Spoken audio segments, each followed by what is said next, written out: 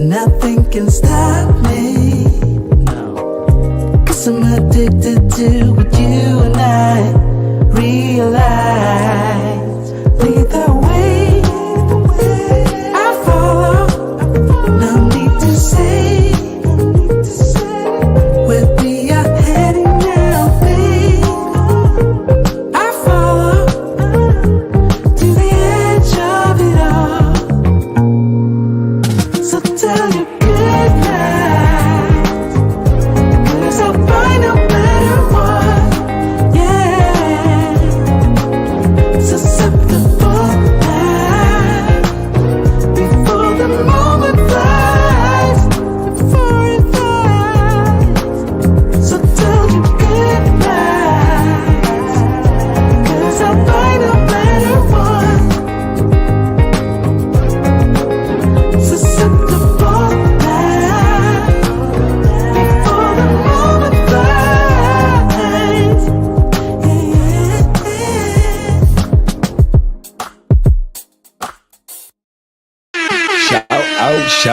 Shout out to all you gentlemen out there and ladies that are watching this live stream. Tonight's topic is a pretty good one. Our brother Corey Holcomb once again speaks out when it comes to the fall or the modern fall of feminism. Women tend to think, and maybe even some men tend to think, that it is beneficial for women to hurrah only for their benefits, to their benefit. If it doesn't benefit women and womanhood, then they don't support it. They want equal rights without all things being equal. Oh, they want equal rights when it comes to job opportunities and how much they get paid, which is fair. But when it comes to doing everything equally, like splitting the bill during a meal, they don't want that. When it comes to being the one that takes care of the household, if something falls, if the husband falls ill or the boyfriend falls ill, they'll leave you. They want everything to be equal until it's time for everything to be equal. Our brother Corey Holcomb is going to be talking about this today, and we're going to take a few minutes out in regards to talking about at least a few things, few benefits that the government receives. Yes, there are benefits that the government receives from modern day feminism. We're going to talk about 10 of those things today. But for now, we're going to get ready with the shout outs. Shout outs. Let's get some music going, gentlemen. Let's get some music going. Shout out to all you guys that are here. Yes, sir. Oh, yeah. Turn my volume up so I can hear everything to the spectrum. All right. All right, here we go. And shout out straight out the gate is my brother straight from Canada. Them Canadian boys are at it again, Maul. They're at it again. I told this guy where I was from. He said, oh, Canada. Shout out to Black Nubian being in the building right out the gate. Appreciate you, brother. Appreciate you more than you realize. And Don, a.k.a. Don, the JP, is here. Shout out to you being here as well, brother, as well as Kenny People. Always giving me motivating videos. I was just looking at some of your other videos you just sent me today, Kenny. Shout out to you. You say Irene is going to come after us. Yes. He said the American people are bracing before the attacks. Oh, it's called Irene. Okay, cool. I like how you put that. Yeah, I like how you put that. Irene. We're going to call it Irene from now on. Yeah, I'm going to quit playing with Irene. I'm telling you. Kenny said, however, if Congress has any sense, you do know I don't need to read the rest of that, Kenny. Kenny, I don't need to read the rest of that. You said, if Congress has any sense. I'm not going to even read the rest of it, Kenny. I appreciate you. You already answered your own question before you made your own statement. If Congress had any. Next, we're going to the next. Shout out again, once again, my man John JP, my Don the JP in the building, and my brother Ronan's Travel. Ronan, do us a favor, make sure you drop the link to your YouTube channel, very important channel, as well as our brother Fearless channel. two excellent content creators that you guys want to get to know on a regular basis. Shout out to you, brother. Salute as well. Salute as well. Yes, sir. And LJ the Southern Vegan is here as well. Shout out to you being here, brother. And my boy Chad. Super bad, super Chad. Chad Tyrone is in the building. Salute to you as well, kind sir. Salute to you as well. As well as my man Black Empowerment 01, that is. 01, that is. Shout out to you, brother, being here. And my man FBAJ doing big things out there, doing big things. Shout out to you, blessings, and salute to you as well, kind sir. Salute to you as well. And my man D Ward, always representing. Salute. Also, we got another salute going out to all you gentlemen out there. And Chalupe is in the building, representing. We had a good time on a movie night, guys. Some of you guys didn't get a chance to click the link. I had sent another link when we were watching The Last Dragon because we had Wi-Fi issues. So some of us, about 25, 30 of us, got a chance to see the end of the movie of The Last Dragon. And you other guys, my bad. My bad. So shout out to all you guys. Shout out to man Kings and Dreams in the building. Happy Sunday to you, brother. He say Dre family support Black male media. Yes, thank you guys for supporting us by way of PayPal, Cash App, and Super Chats. We appreciate those things, guys. We really do. My man Ransom is in the building. Shout out to you. Buenas tardes. Good evening to you, mi amigos. Good evening to you as well. Buenas tardes. No, it's buenas noches. Buenas tardes is good afternoon. Buenas tardes is good afternoon up until like sunset. And then now it's buenas noches. I guess it depends on where you are, because where you are, the sun might still be up. Shout out to you, brother, for being here. All right. As I was saying, there are 10 benefits. I kid you not, man. I kind of noticed this. And so we're going to talk about these benefits. When it comes to women that say, I want to be single, I don't need no man, I don't plan on getting married anyway, I don't want to have no kids. All these women give benefits. And I mean billions of dollars of benefits to our government. So I'm going to change the music up. And we're going to talk about some of those benefits that they get. He said if it's afternoon here in Santa. Oh yeah, see, there we go. When it started, absolutely correct, my brethren. Absolutely correct. It's afternoon where you are. Let's turn this music down. And let's talk about some of these benefits that the government, federal. I'm talking about in China. I'm talking about the United States. I'm talking about all these countries that have convinced us not to get married, not to have relationships, have talked women into this pie in the sky image of a man. Governments have talked these women. We all know that the governments run the media, right? We're not stupid. We're all at that point where we all know that when it comes to who pushes out a certain narrative in movies, who controls the news media, who it is who controls what type of articles that are put in magazines, who controls advertisements. We know that for the most part, it's governments and then the plutocrats behind the governments, right? We know that. So we've all been knowing that for years. So when it comes to convincing women that they can do better without men, the government benefits off of this. Women think they're benefiting. Men think they're benefiting. You are not benefiting as much as the governments do. So let's talk about 10 ways your government is benefiting off the fact of the War of the Roses are taking place in all these countries where people aren't getting married, aren't having kids. These are the benefits. More individual taxes. You don't get all those marriage benefits that married people get. You don't get that. None of those tax benefits you get. All those tax breaks that married folks get, you don't get that.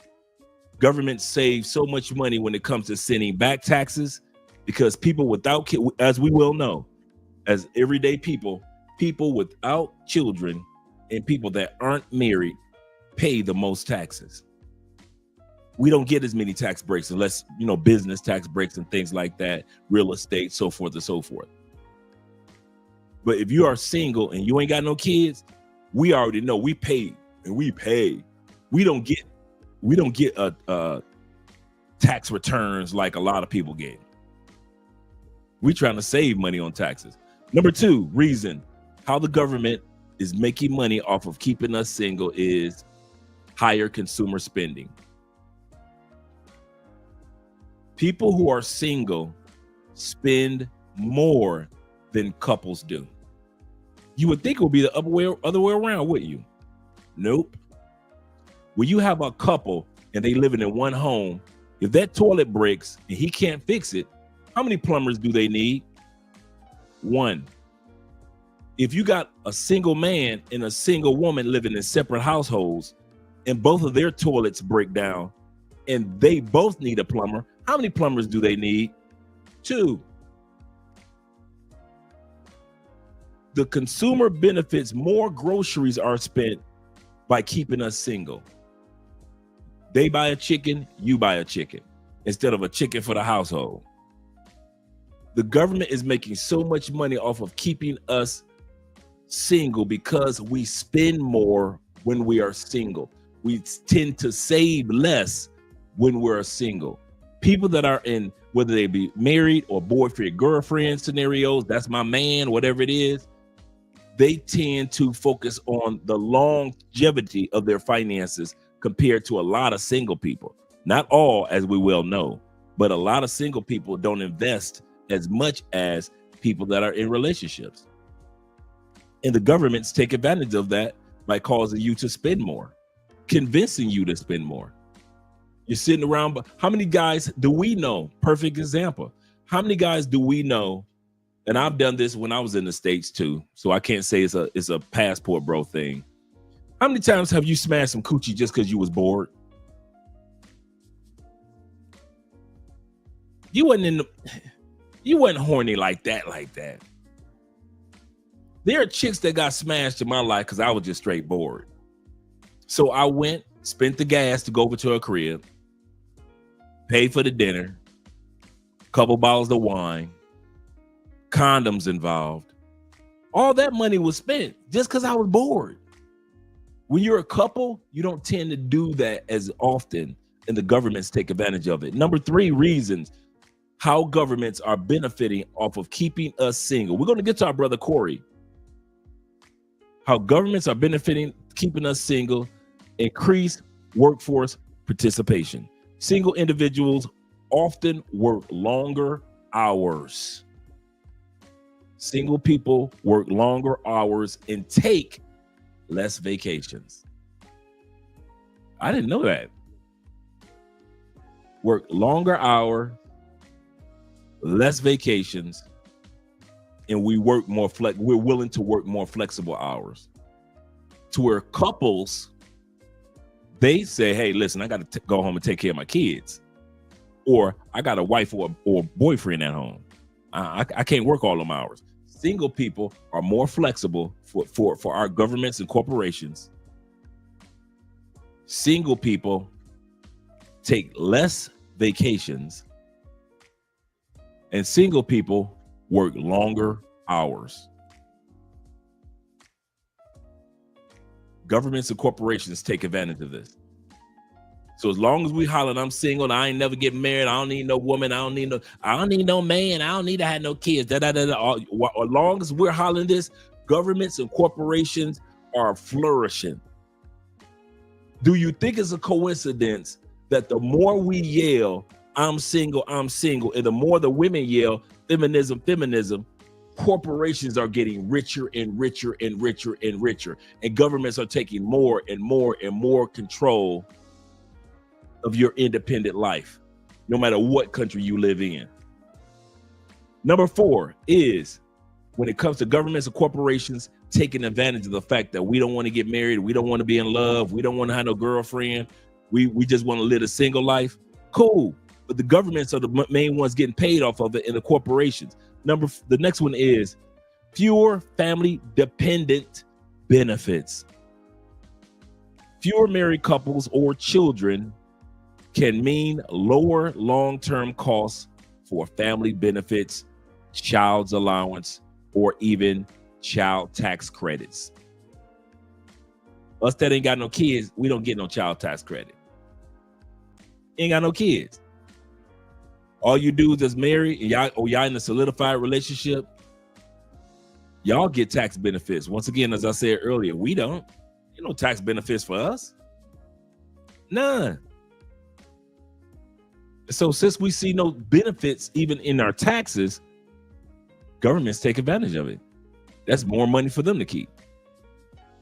Number 5, more dependence on government services. Single individuals may have more reliance on state programs such as health care and elder care in our older years.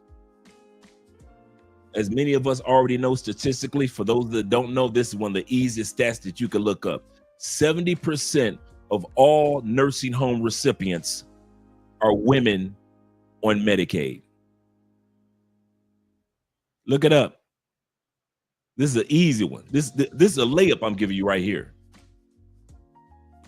I don't have to go back to the fact that I used to work in a nursing home. It's just the fact that I know it. 70, you think it was a little even, wouldn't you? Because women live longer than men. 70% of all nursing homes, 70% of all nursing home recipients, people that live in there, or residents, I want to say, are women, and most of them pay for it not through their families, but through government assistance. You are more prone to lean on government assistance in your old age as a male and a female than you would if you were a couple with a family. Some of us are getting older, guys. I know it's cool. Why you feeling good? You young, you 61 and you feeling young. You 72 and don't know what to do. I got you. But they will come for all of us that we wish that we had a tribe around us to take care of us. We will wish that no matter what country you go to, you found a tribe of people that when you don't feel good, when you finally get old, them people that have been in your life long enough that they're going to watch your back. Those people, I don't care if you move to Italy, that's 57. You better find you a tribe in Italy of people that's going to watch your back when you get older. It's going to happen to us all. It's going to happen to us all. So that's the other thing. Number 6, benefits that governments receive when you guys continue with this war of the roses between men don't want to be with the ladies don't want to be with the men. Governments and corporations are like, cool, we're making billions upon billions upon billions off of it. The next one is more property tax opportunities. Single and unmarried people often live in smaller homes, such as apartments or condos, temporary homes. When they do get a house, they turn it over. They don't need as much house as a family does. And more transactions for taxing. In other words, you never stay in a home long enough, or you never even purchase a home to where you get tax breaks because you're a homeowner. You don't get those tax breaks when you're a single person. You're moving from apartment to apartment or condo to condo, and you're not owning any of them. None of those tax breaks you get. And the government loved it, and the corporations love it.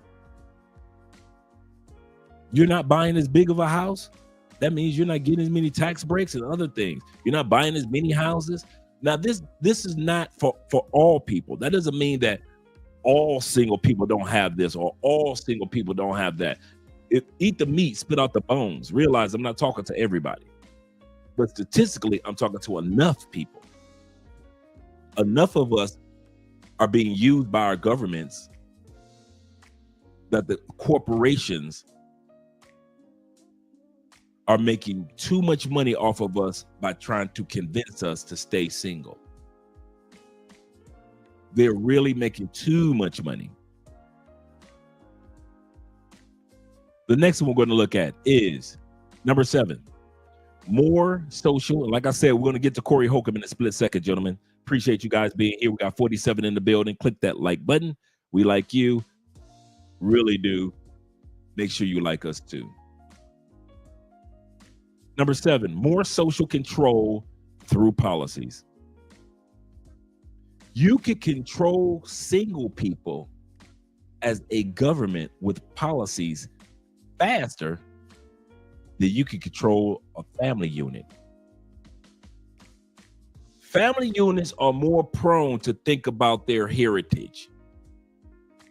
I'm going to vote because I know this vote is going to impact not only me, but my son or my daughter or my wife. Single people often don't remember or think about that. I'm not saying single people can't have children, of course. We're not talking about that.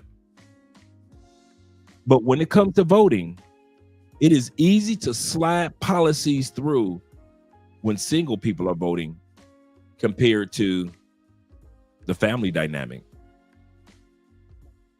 In other words, based on the stats, single people are more gullible to fall for a Trump than people in families. Hate to say it, but that's what it is.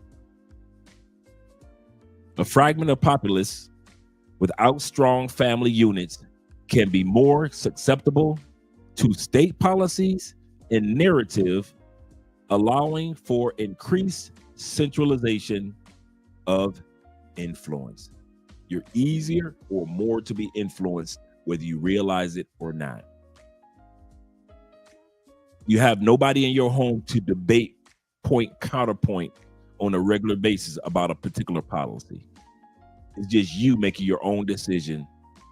And so you're easier to be influenced through media. That's what the stats say. I ain't making it up, guys. Number 8 benefits that corporations and governments get, as long as the women are running around talking about that they're single, you can't tell me nothing. And the men are like, I'm rebellion. I'm never going to marry these heifers. As long as we're thinking like that. Number 8 is more revenue for social self-care spending. In other words, the rise of the single life, wellness products, these certain products are being sold to people just because they're hollering about single. More gym memberships are sold to single people, which is cool. Wellness products, personal services, dating apps.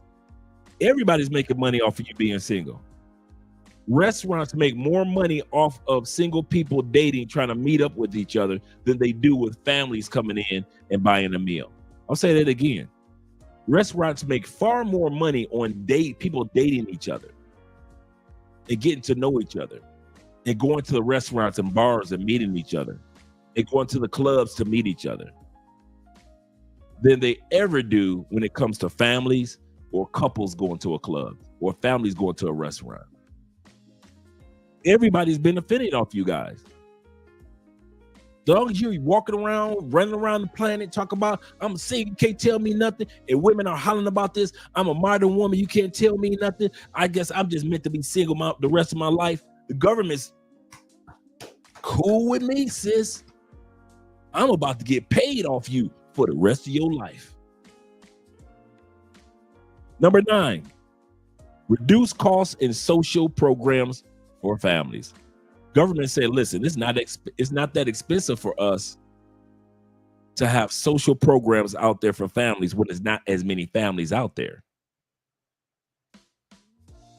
Fewer marriages and children can reduce the strain of public policies funding education, child care, family support services, allowing a relocation of reallocation of resources.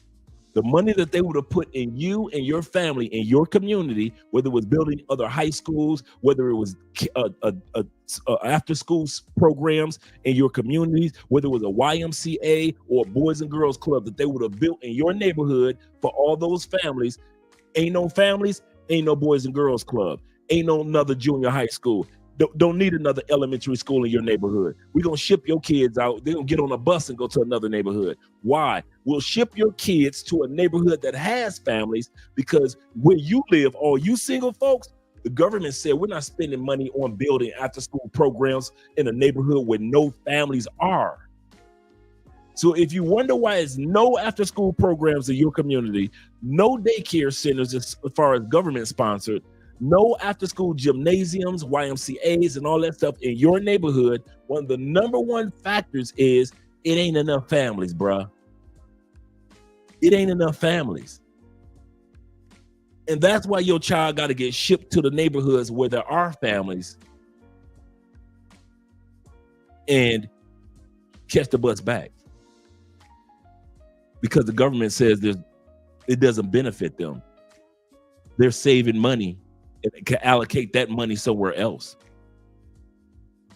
Number 10, ways governments and corporations are getting paid like crazy. The more women and men talk about, I don't want to be with nobody, I'm living my single life. Number 10 is more political leverage. What do you mean by that, Dre? More political leverage. Let's talk about it. Single adults can be mobilized as district voters demographics, making it more advantageous for governments to create policies, once again, and narrative target at a group for electoral gain. Trump did this. Kamala tried this. Trump did this. Kamala tried this. Kamala tried to run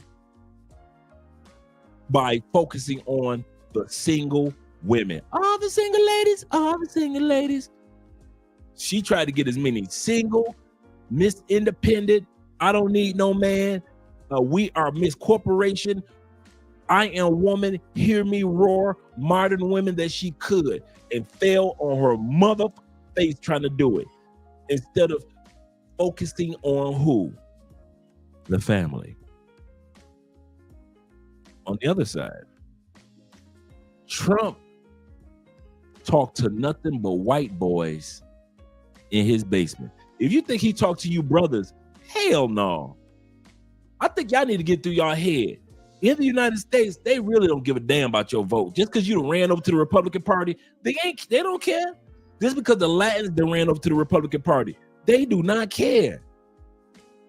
Okay, put this on it. Put it on this. Y'all ran over to the Republican Party, right? Ain't nothing wrong with that. Obama was there 8 years. Trump gonna be there 8 years, right? Let's see how many more policies for black people that, since you on the Republican side, that Trump gonna do that Obama will do on the Democratic side. Obama didn't do nothing, did he? Obama ain't done nothing for black people. You over there on Trump's side now, right? So since it's a big thing, right? Let's see all you Trumpeteers, you black Trumpeteers. Let's see in the next 3.5 years what Trump is going to do directly for the black community.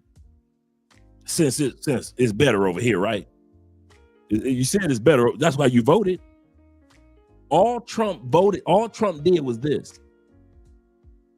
He didn't care about the black vote because he knew that you were only coming over to vote for him because you didn't like them, not because you liked him. You ran your happy black ass over to the Republican Party because you didn't like them on the Democratic side, not because you really had a love for him. See, if the Democrats wouldn't have acted up, you'd have still been a Democrat.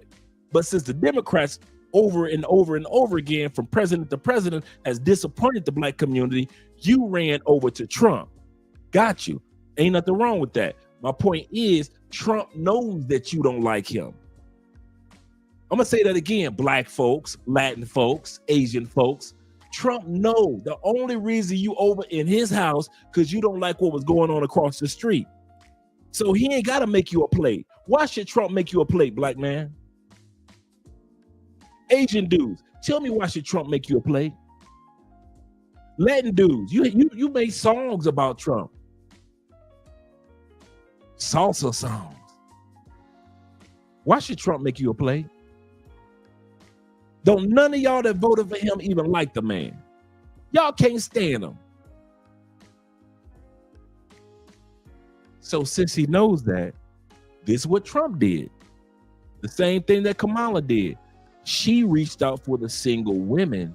Trump reached out to the single white males, sleeping in their mama basement, can't get no job. Equal rights have been destroying white males when it comes to job opportunities since the 70s. White males this, white males that. They have been the scapegoat. He made them feel like they have been the scapegoat for racism, the scapegoat for whether it's true or not. Don't be looking at me like, oh, Dre, this is not that moment. This is not that moment, whether it's true or not.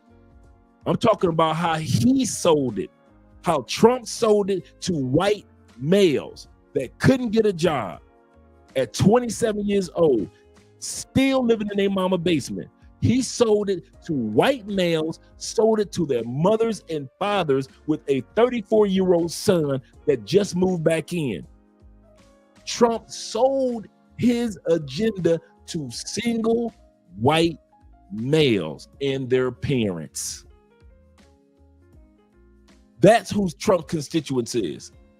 Single white males and their parents who they're now living with because the economy is so tempestuous.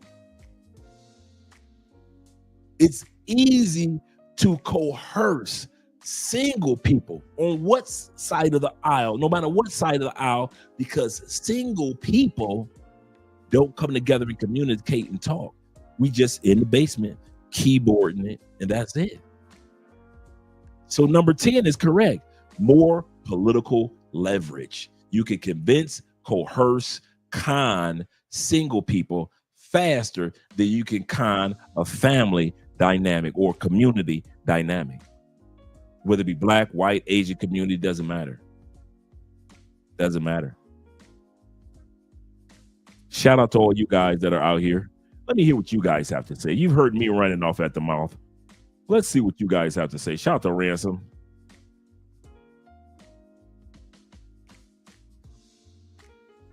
And Ransom says this. Why would that be the case? He say, if society, we are paying very high price for premium security, absolutely correct, and single motherhood, i.e. welfare, EBT, earned income credits, absolutely correct, tax credits, Section 8 and housing, it seems, absolutely correct. You're right.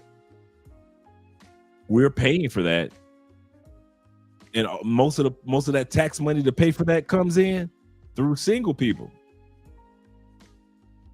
Single man, dude, we don't get no tax breaks, man. If you single in the States, dude, I don't know how many times I ever got a tax refund check, maybe 3 times in my life. As a single male, if single female, you get none of these benefits. You're paying for this. Like I say, government's benefits off of this. Ransom said, it seems to me that the government would benefit from men heading households, absolutely correct, as they used to. You would think, but no. Governments realize that things have shifted. So how can we make money off of it? I'm gonna say this again. Governments realize that and corporations have realized that things have shifted. How can we make money off of it? Kind of like all the interracial commercials that have popped up over the last 6 or 7 years. Remember, you never saw an interracial commercial on television. Now they're everywhere. They're everywhere. Corporations realize the times have changed. You're going to start slowly but surely seeing more LGBTQ commercials because they're going to take advantage of it. Corporations and governments don't care. It's all about the dollar. I don't know why corporations is a machine. It has no emotions. Governments are a machine. They have no emotions. Everything they do is based off of analysis and moving forward. They analyze the situation. Should they move forward or not? That's it. In other words, corporations and governments, it's nothing personal. No matter what government you go to, you could be here in Colombia, it's nothing personal. Nothing personal. You could be in Italy, you could be in Sweden. The way governments treat people, it's nothing personal. China, it's nothing personal. Nothing personal. Shout out to Bobby Coltrane of the Coltrane family in the building. Appreciate you being here. And my man, Tiger Below. We're about to get started with the Corey Holcomb video. Shout out to my man GJ in the building. Shout out to you. He said, mongering and pay for play cannot buy a family. Absolutely. This is true, my friend. This is true. David Dice of the Dice family is in the building, gentlemen. Is in the building. Shout out to my man Vino Avoni in the building. Shout out to you being here. Lies, I say, lies. Statistically, it's not. Governments and corporations have always benefited off of individuals being single, separating us. Have always been, that's just, I mean, this is not anything new. I don't know why we want to act like something is new. Did they not benefit off even during the slave trade? By separating families from plantation to plantation as soon as the baby is born? That baby only had the mindset of that plantation in that particular city, in that particular state, even though its parents may have been in another plantation, in a different city, in a different state. Divide and conquer has always worked. In war, in socialism, in relationships, in construction, everything. Divide and conquer has always worked. That's all throughout the Bible, all throughout human history. If you can divide a people, you can conquer a people. Everybody knows that. Everybody knows that. Divide and conquer is just part of human history. And so corporations and governments realize if I can get them divided, we can conquer them. We can conquer them. He said a family provides for their kids. Yes, absolutely correct. Mad villainy in the building. He said when you face two bad choices of politicians, that's, you know what other countries say about America when it comes to our politics? That's one of our biggest problems. We only have two political parties that dominate. A lot of countries have more than two political parties. It just blows our mind when we look at how Europe may have 3, 4, 5, or how another country may have 3, 4, 5. It just blows up. How the hell can you have, how can you choose when you got 5? And other countries are looking at us like, how the hell are you stupid enough to only have 2? Oh, you got Bernie Sanders, independent. But when Bernie passes on, believe you me, the independent party will be basically decimated until somebody else is chosen as independent. Bernie Sanders has been the only independent representative in the Senate for years. For years. Once Bernie's gone, you really stuck with 2.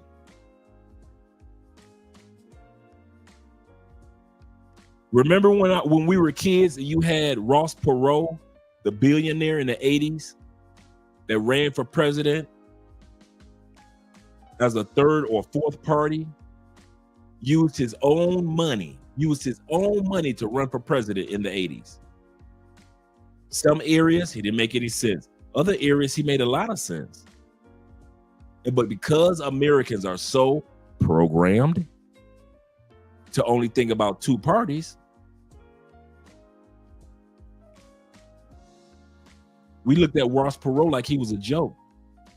Fast forward to today, you wish there was a Ross Perot out there to vote for instead of Kamala or Trump. We wished we had a third party.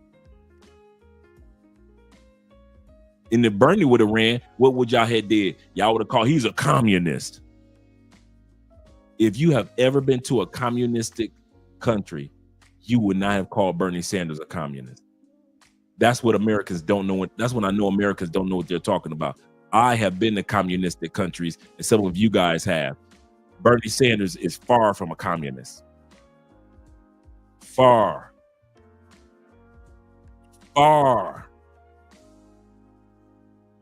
y'all wanted to get stuck with two. You're whack. Of course. I'm the whack one. Cameras go off. Lights go out. Doesn't matter. My opinion doesn't matter. I'm gonna say that now. My opinion does not matter.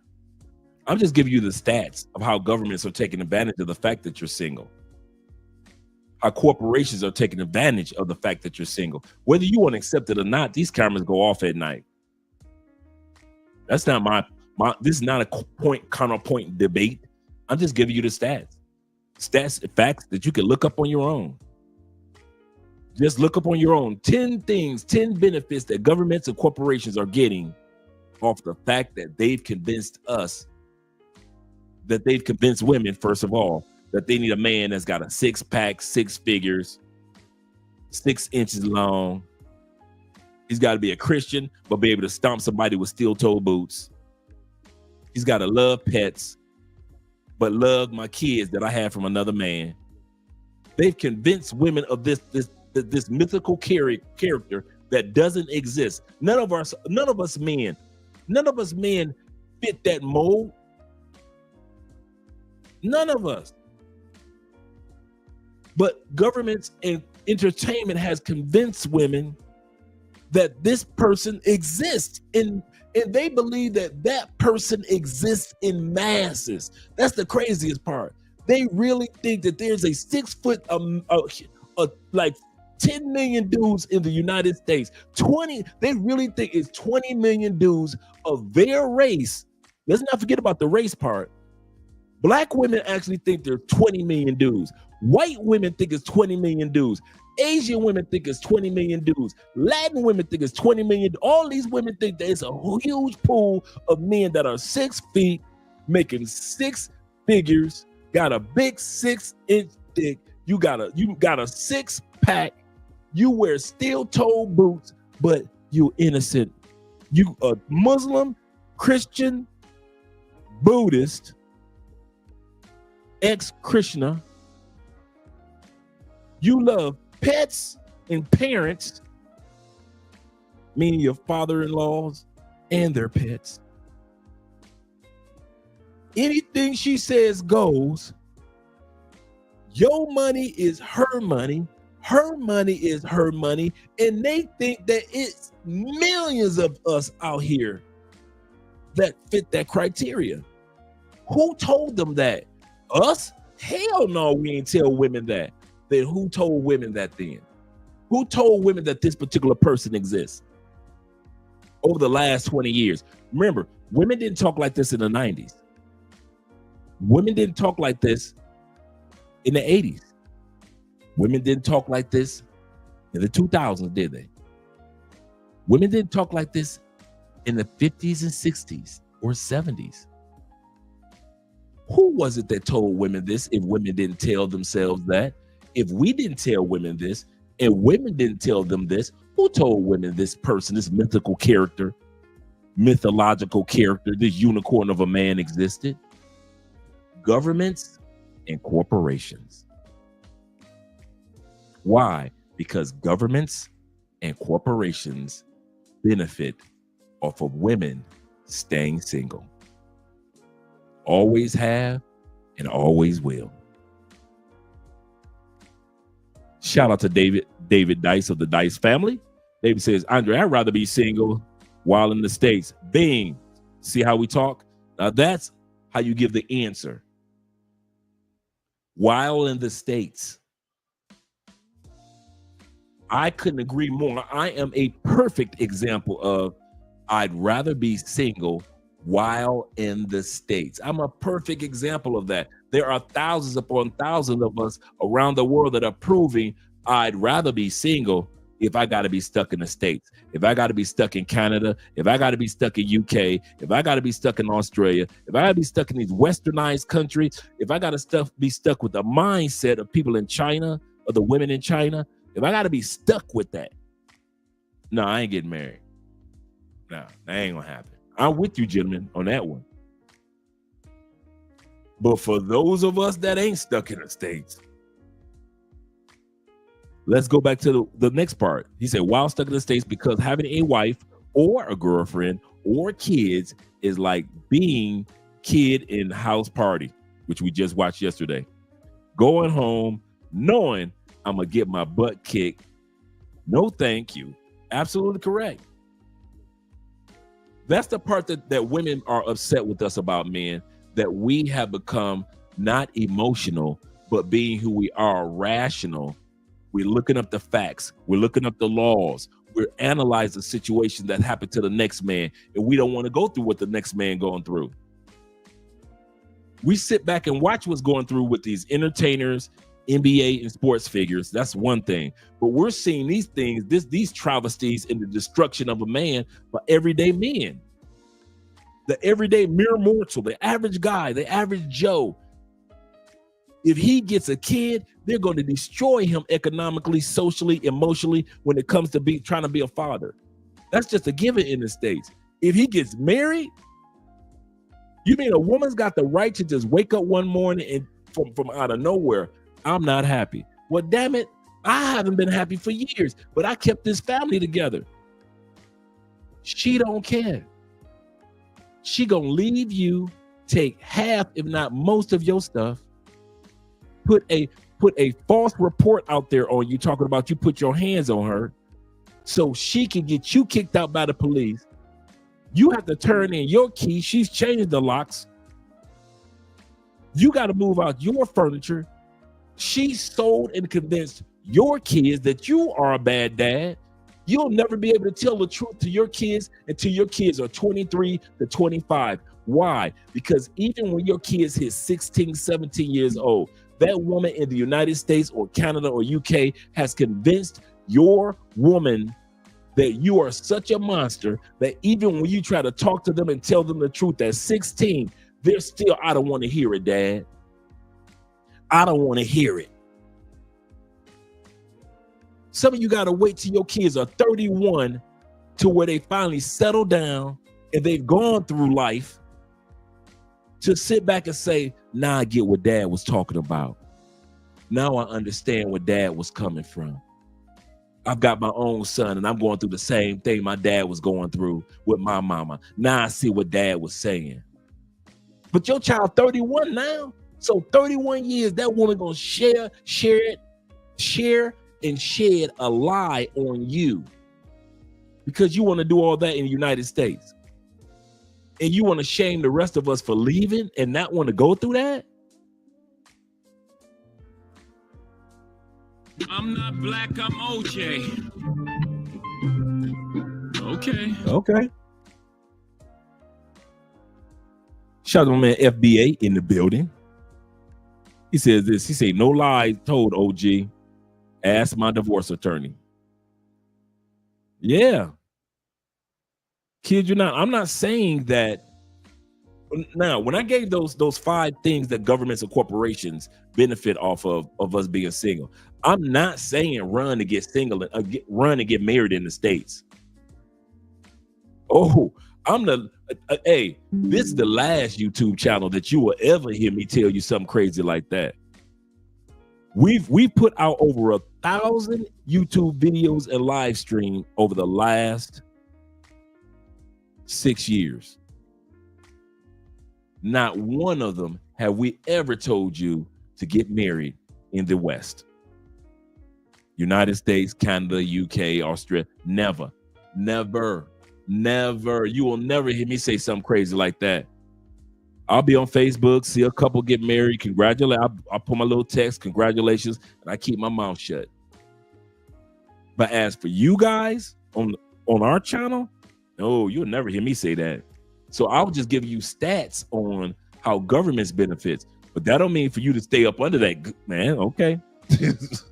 You go tell no. My answer is no. Don't get married in the States. No.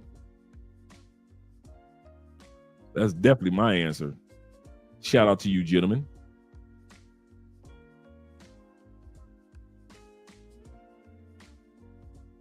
And by the way, Vonnie V or Voni V, welcome to the channel.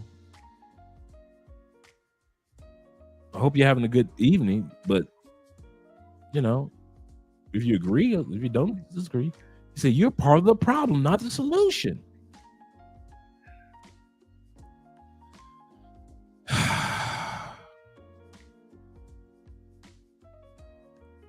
I'm gonna give you a chance to sit in on the show because this looks like it's your first time here.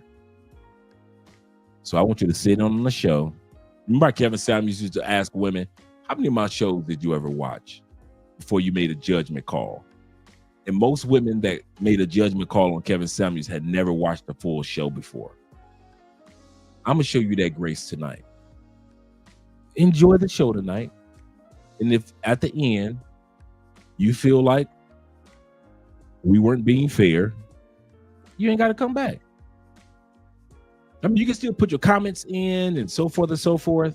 You don't have to agree with me. This is not a channel of where everybody has to agree. We want this to be a place of truth. Oprah coming next. Oprah coming next. Once I establish this as the place of truth, Yeah. oh yeah. This is a place of truth. So we don't cast off everybody that disagrees with us. Just we ask people to be respectful to each other and just stay long enough to hear what we have to say. That's all. Kitty said that. He said, do you know anybody living in Dubai? Actually, I don't. I know a couple of people that are visiting as far as business, but not living. And I know exactly what you're talking about. When it comes to the U.S. military bases, let's put it like this. Unless there's something really, really tempestuous happening in the States, on this channel, we're not going to talk too much about it. I don't give my commentary on what's happening in the United States. It wouldn't be fair. I'm going to say this again. Whenever you hear me even talk about stats, you notice I talk about stats that impact internationally. When I talk about the West, I don't just talk about the United States. When I show you video footage, like we're going to watch tonight with Corey Holcomb, you notice how I always put an international twist on everything. Everything. I don't think it would be fair for me to leave the United States, but then look back over the fence and talk so much shit about the United States. Oh, look at what they doing. That's done. No. Whenever you guys see us do videos on this channel,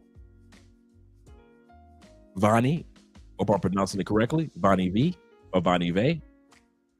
Whenever we do commentary and it has from American twists, I always want to show you the other side of your opportunities, meaning on a global basis, you ain't got to go through that shit no more. I'll say this again. You're going to see a lot of U.S. footage tonight. But on this channel, we show you that you don't have to go through that. You as a person, male or female, have options to not go through this. That's all our show is about. Men and women having options. We don't try to sell you on the United States is the only place that you can enjoy a wonderful life. That's not true. No. But between Theo's classes and taking AI courses, trying to get my Spanish up, going to the gym, doing consultations with you guys, hanging out with you guys when I do get a chance, and then doing the live streams 5 days a week, I couldn't tell y'all nothing about what's taking place in the NBA. Dude, I was flabbergasted to see my Pistons in the playoff. I was like, what? My Pistons made it to the playoff? What type of team I got going over there that I ain't know about? I kid you not. I'm busy, man. I'm busy living. I'm sorry. I'm busy living life. I love my football season, though. I don't have to miss the football season because I do fantasy football. But that's the only way I'm able to keep up and be disciplined with football. So who's in? I know you guys were mentioning that Game 7 is let's see the teams. I know the Pacers is one, but I don't know what the other team is. Remind me what the other team is in the final game. You guys mentioned the other day the Pacers, and it's another team. Buenas noches, mi amigos. Yes, sir. Yes, sir. Yeah, governments waste benefits on modern women. Yes, they do. Yes, they do, my friends. Yes, they do. Trump won't make you a play, but we will sell to you. He will sell you a taco bowl. This is true. He said, that makes a lot of sense. He said, I'm a single, self-employed male. He said, who does not currently own a home.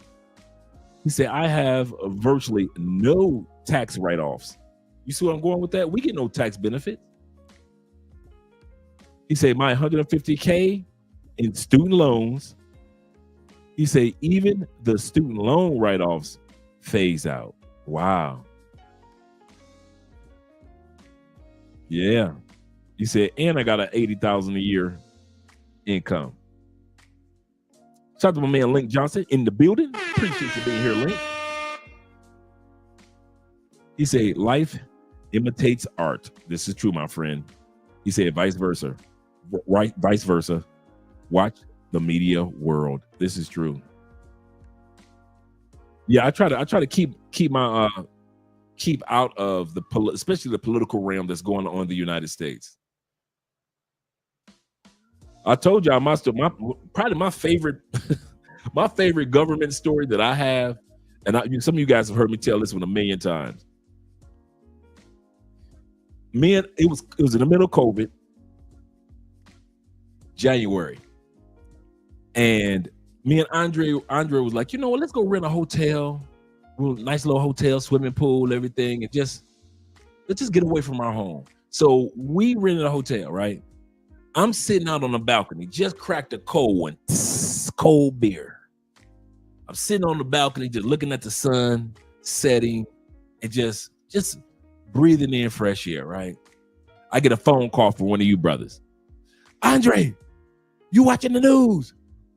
White people that lost their goddamn mind. January 6th was popping off. They done ran up in the Capitol, got hostages, talk about hanging Mike Pence, blah, blah, blah, blah. You know what I did? Many of you guys have heard this story. I took my cell phone, I turned it upside down, I finished my beer. Ain't got nothing to do with me no more. Ain't got nothing to do with me anymore. And to this day, I keep my mouth shut when it comes to U.S. politics outside of Social Security, because the reason why I talk about Social Security on our other YouTube channel is because Social Security are retirees. What are often retirees? People that move to other countries. So I can blend retirees into people that want to live in another country. So that's the only realm of politics that I really am an expert in when it comes to retirement. Now, we could talk all day about retirement, government programs, SSI, SSDI. We could talk about the what else? Oh, the proposals that are out there to get an increase in Social Security benefits. We could talk about what's going on by 2033 to 2035. If they do not do anything in this administration, this one here, this Congress, this administration, what's going to happen to Social Security benefits? Most beneficiaries will lose 25% of their benefits by 2033 to 2035. We could talk about the fact that Medicaid will be up to being cut short or cut almost 50% by 2027 to 2029 if nothing is done in the United States. So when it comes to Social Security, Medicaid, Medicare, I don't care if it's the increase that they get every year, the cost of living increase that they get, the military cost of living increase when it takes effect. When it comes to Social Security and retirement, that's my thing. That's my thing. But when it comes to other facets of government, I stay out of it. That wouldn't be fair for me to look over the fence and be judged in the United States or judged in Canada politically if I already left. And I'm not one of those nah type of dudes. I'm not one of those dudes to look back and talk down on my brothers and sisters and fellow U.S. citizens that are back in the U.S. Y'all ain't going nowhere. Y'all ain't going nowhere. A few people will go somewhere, but most of us ain't going nowhere. So who am I to sit back and be like, yeah, my life, no, that wouldn't be fair. That's not fair. And that's not cool. That's not cool when somebody does that. Shout out once again to my man LJ, the Southern Vegan, being in the building, and L Ham in the building, 14 representing. He said you have to make it happen regardless of who is in office. This is absolutely correct. Absolutely correct. There is not that much difference between the Republicans and the Democrats. Absolutely correct. A lot of people don't want to talk about that. We swear that it's a difference. Not really. Both of them got corporate backing, and the corporations and the plutocrats manipulate their strings no matter who's in office. One thing I got over that a long time ago. I got over that who's president will help you. If you want to watch anything that's going to impact you, watch the market. That will show you more about how you should live your life than anything else. Governmental policies come and go. By the time one president writes them in, the other president comes behind and vetoes them all, just like Trump did with Biden's. And Biden did the same thing with Trump's. Biden came in, wiped away all of Trump's. Trump came in, wiped away all of Biden's. The next president, if it's not a Republican, is going to wipe away all of Trump's. It's the same dance over and over again. The same dance. Republicans give less money to social services and more to businesses, and everybody knows that's how it is. And I used to be one of those people that thought it wasn't fair. Oh man, they should be giving no.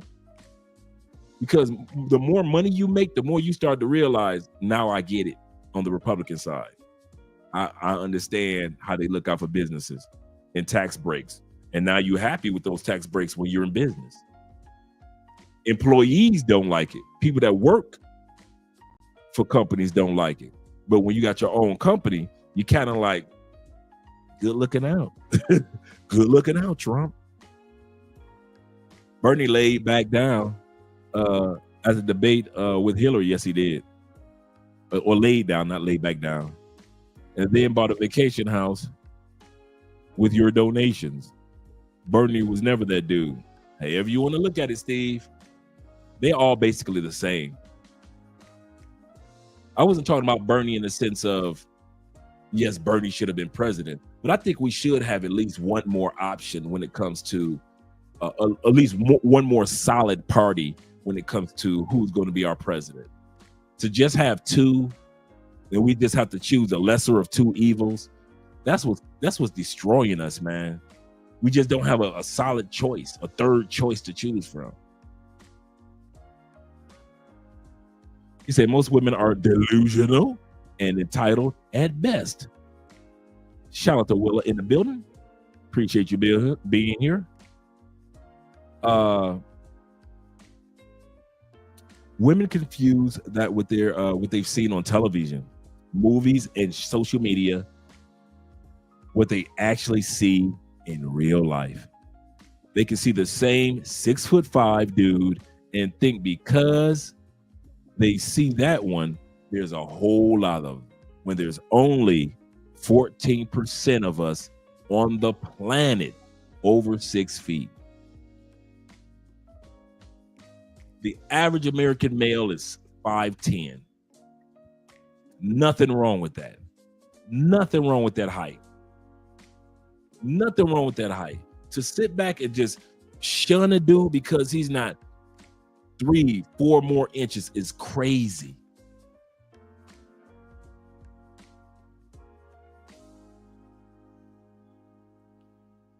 He said, look at the grammar isn't a strong point for, oh, okay. He said, it's your, at least be educated with your insults, miss. Shout out to my man, Sean D. Upshaw. My brother, my friend, my mentor, good brother. Getting himself ready. Got his soundboard. Got his Road 2 soundboard. So Sean's going to be doing some great things. If you need some help setting everything up and downloading any sound effects, Sean, let me know. He said, a woman introduced me to a man that has 6 feet and a 6-inch. Oh, wait a minute, he's 6 figures and 6 feet. I told her, fool, that man. I told her, fool, that man wants me, not you. Oh, he was a gay dude. Wow. Women. Okay, let me scroll down. I think I've gotten everybody. I think I've gotten 0 milligram in the building. Hola, hola, eh, hola, hola, eh. Shout out to my brother. He said, you sure there's not some gay dude trolling? I wouldn't know, man.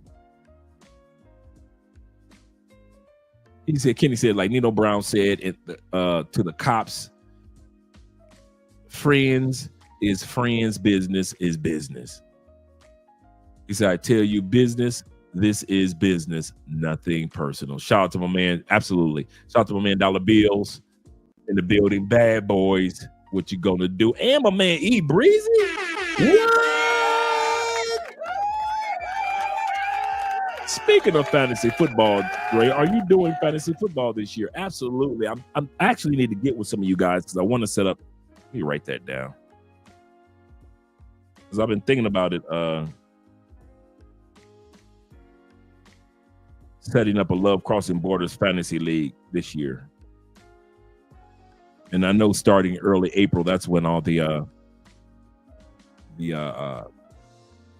teams set up. You know, your drafts. So I'm going to get something set up for the next couple. Okay, thanks, E Breezy. It's the Pacers in OKC. What? Okay, all right. Oklahoma City doing big things. Shout out to Mad Max in the building. Appreciate you. I didn't get a chance to see you, but appreciate you here. He said, going to be tough for the Pacers. You know, I'm at the roll with Indy. I ain't gonna lie to you. You know, I'm an old Indy boy. Shout out to Fort Wayne. Shout out to Lafayette. Shout out to Elkhart. Shout out to G.I. Geary, Indiana. Merrillville, Indiana. Shout out all the way down there to Terre Haute, Indiana. Indianapolis. Shout out to Indy in the building. So I got to show some love to all. I ain't going to lie. I got to roll with Indiana on this one, bro. I got to roll with them Pacers. Whether they win or lose, y'all already heard me confess my appreciation for my fellow Boilermakers / Hoosiers / Pacers / shout out to them Colts. Colts need to get together for real. Get together, Colts. Shout out to my man Andrew Craig. He said, funny story on January 6th for me. He said, I was off work that day. He said, I watched it from home safely. Seriously, man, I had my little cold brew. It was sweating. It was so cold. And I'm sitting up there, man. My boy called me and said, Trey, turn on the news. White people have lost their mind. They done ran up into the Capitol. They took over, they destroying everything. Bruh, I didn't even look. I took my little cell phone. I said, all right, brother. Goodbye, brother. Turned that little cell phone down and sat back and finished my beer as if that phone call had never happened. I probably looked at January 6th like the next day. I was busy trying to spend some time with my wife, man. I ain't had no time to be dealing with.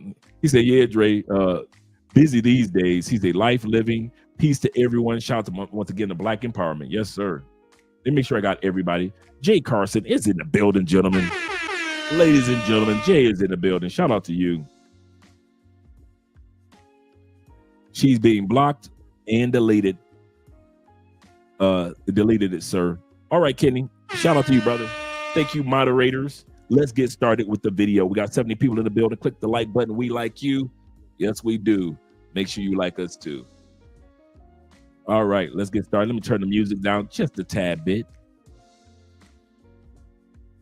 Just a tad bit. Let me turn the music down so we can hear our brother. All right, let's get started. My sisters, the roosters are coming home. Everything you did is finna come back on you because they have people in place government-wise to show you we used you to destroy the village. The same women that are in my comments screaming, not all women want to be married. That's not everybody's goal. Those are the women who want to be married and they just are not. Those are the women who desperately want a man, right? And they've convinced themselves that they don't, and they don't need a man. So when they see a woman who has what they want, their go-to is, well, I don't want that. It's okay to want it.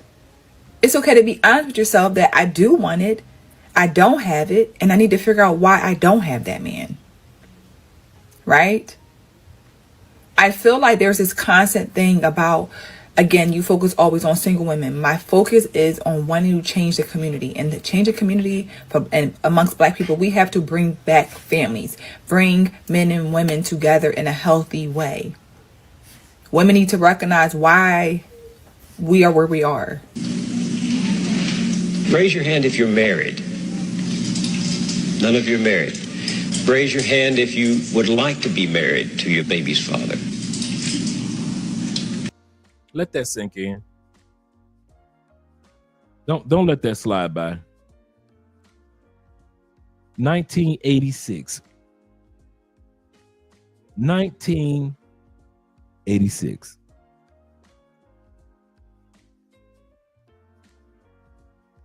Don't let that slide by. In 1986 was right around the time they started indoctrinating our sisters with this feminine mindset that you can have a baby and you don't need a husband. It wasn't mainstream yet, but it was enough in our communities to where women knew, even at a young age, that they could have babies with pookies. They could have babies with pookies, but not be connected in a marriage to real men. Let's continue on. One girl says she want to be with her child's father. The rest of you who don't plan to get married, why don't you plan to get married? I'd like to know that. You already have your child to think about, and then a whole family to care for. You know, it's a lot of responsibility, and then you don't want the commitments. I wouldn't want no man holding me down because I think I can make it as a single parent. But don't you think you might need help in raising that baby from a man? Not really.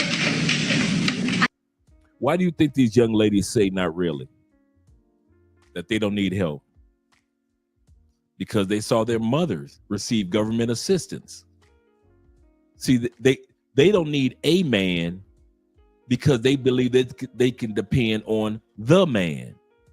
I'll say this again. They don't believe that they need a man because they saw their mothers. Remember, the welfare movement in the Black community started in the late 50s, early 60s. When the project, dude, we got to bring that video back that we did a while back. We did a video a while back when they first built public housing assistance communities in the United States. Immaculate. Immaculate. Beautiful buildings. See, we used to see them in the 70s, and we seen them ran down in the 80s, and we're seeing them dangerous in the 90s and the 2000s. We forget there was a time when all those buildings were brand new. All those lawns were manicured. The maintenance was well taken care of. They were roomy. Only one rule: you can't let a man live in there. Not a man over the age of 18, and he's not your child. There was a time when the projects were beautiful to black people, to black women, in other words, because black men weren't allowed to live in there. These young ladies are the offspring of that first wave of single mothers in the black community. They were babies when the projects were beautiful. So when these young ladies say, we don't need no husbands, because they saw their mama do it, they don't need a man because they saw their mama depend on the man, the government. The governments and corporations looked out for their mama and looked out for them. And so why should they think about a man when they know the man is still around? And you see these kids that got these babies. Who are those babies? 1986. Those babies are the women that are having or had kids today. Let's bring that back. Let's move me out of the way. Let's bring back the scenes where the young lady had her baby in her arms. Move me about right here. She's got her baby in her arms. 1986. That baby looks like it's what? You could just see the head. Let's say the baby is a year old, 2 years old. That baby was born 1984. Let's get the baby 2 years old. We're stretching it, but let's say 2 years old. Is that baby not old enough to have kids now? The third wave that we're living in now, from when the women in the 50s and 60s that were in the well-polished projects building, to when her kids got older, which are these women on this video, to this next generation of I'm Miss Independent, I don't need no man, I just need the man. I don't need no man, I just need the man, the government.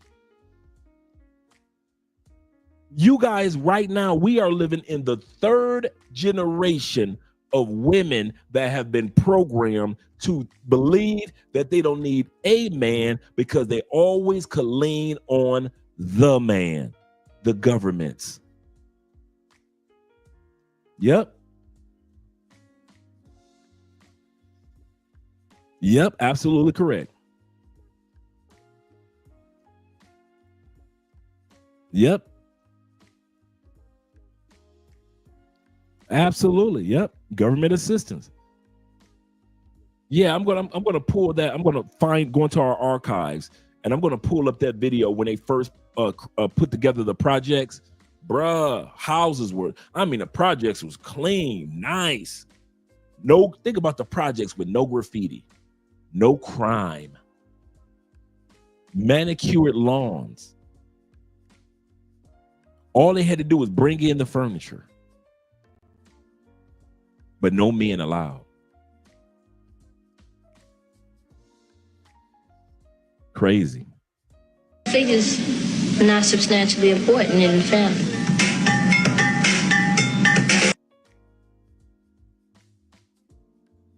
No, because if you're independent, you worry for yourself. Like you ain't worrying about I kind of feel attacked because I'm independent. I'm gonna tell you straight up. You in a relationship? No, but the thing is, I don't look for a man. No, you gotta look. I don't want a man though. Don't try to tell me I'm single too. Hold on. Don't come for me. Let the independent woman speak. Don't come for me. Tell us more about how you don't need a man. Have you ever heard an Asian woman screaming out, I'm an independent woman, I don't need a for shit? No, because she's saying it in Mandarin. Have you ever heard her say she's independent and she don't need her man? That's what I said. Black women are the only people that celebrate not having a man. Listen, here's a word to y'all independent women. First and foremost, you got to understand the definition of independent. Independent means that you are celebrating the fact that there is nobody with you. Black women, you are celebrating the fact that you don't got a that you don't have a man, that you don't have a father, that you don't have a dad, that you don't have a husband, that you don't have some kind of male influence in your life. You're celebrating being alone. That's why we don't like y'all independent. Why would I want a hoe that celebrate me not being there? Then you get mad at us for not being there and call us deadbeats. Oh. If you want somebody to respect you, you got to start respecting yourself. And I'm talking to black women, okay? I'm tired of the baby mama culture. I'm tired of the twerking culture. I'm tired of us idealizing materialistic things and materialistic people and celebrities and all this other bullshit and thinking that we're just so educated and so elevated and so strong. We're looking kind of dumb. The people that thought that this presidential election was going to go the other way, y'all know what I'm tired of? You want to know? I don't know where y'all women in the States got this from. It ain't in Africa. It ain't in Asia. Brothers and sisters ain't doing it in Europe. And brothers and sisters ain't doing that stupid shit in South. I don't know where y'all got that from in North America. I am so tired of looking at sisters with that fake baby hair curve. I don't know where y'all got that from. Now they got the press-on baby hair where all you ain't got to get no other part of the weave. You just buy the fake press-on baby hairs. Why would a grown woman want to pretend like she has the hair of a newborn? Only in y'all country, which is mine too. I am fed up, man. Dude, all you dude, fellas, if you looking for baby hairs in South America, you coming to the wrong continent. Ain't nobody wearing that BS. If you think you're gonna take your butt up to Canada or down to Mexico, and you gonna find somebody wearing fake baby hair, and y'all be dating these chicks. Y'all be dude, man. One thing about being a man, one thing I learned, y'all will co-sign anything for some coochie. Y'all will co-sign anything for some coochie. We ain't got no morals when it come to coochie. Man, F what you talking about, Dre. I'ma smash that dog. I don't care. I'ma knock the baby hairs off the side of her head. Man, I'm so tired of seeing females walking around insulting men, intelligence, as if we stupid enough to believe that that's real baby hair. Like that's really how your hair grew. Like you got a cow lick. Like you really have like it's that many black women from out of nowhere. For centuries, black women ain't never had a cow lick. Ain't never had a cow lick. Now black women from all walks of life got cow licks, and only in the United States. Y'all co-sign anything for some coochie. Y'all don't, man, they saying that men in the United States soft, but I'm starting to believe it. See, when they say men in the United States are soft, y'all always want to ball your fist up and then attack another man to prove that you ain't soft. We ain't talk about men versus men. They say American men are soft because when it come to versus women, we let our women get away with stuff. You ain't gonna see nobody in Colombia pulling off no damn cow lick. Not here. Them dudes ain't gonna go for that. You ain't gonna see them sisters in Africa pressing on no damn cow lick on their forehead.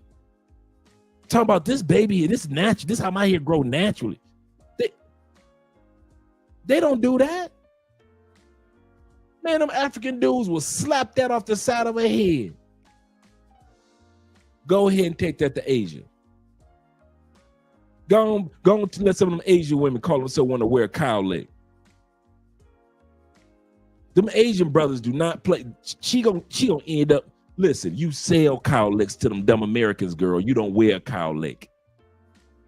Them Asian dudes ain't going for it. Only in America do y'all let y'all women walk around with that ugly shit on the side of their forehead just because y'all want to get that coochie. Because you think if you open up your mouth, I'm going to say this again. You think because if you open up your mouth and say something, you ain't going to get the coochie no more. So you shut up and you let them get away with bonnets. You let them get away with fake cow licks. You let them get away with them long-ass unnecessary eyelashes. You let them get away with all them nose piercings and 12 ear piercings and cheek piercings and 2 tongues piercings and lip piercings. You let them get away with all that. You don't say nothing in America in order to get some coochie.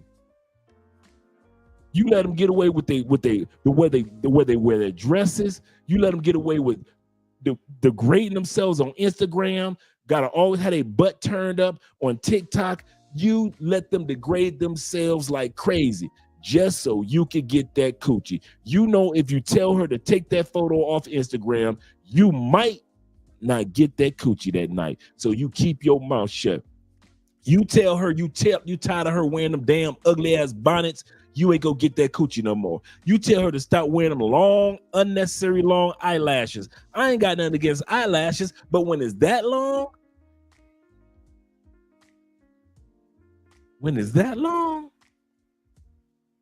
you know. Y'all will do anything in the United States with some coochie. Y'all coochie starved?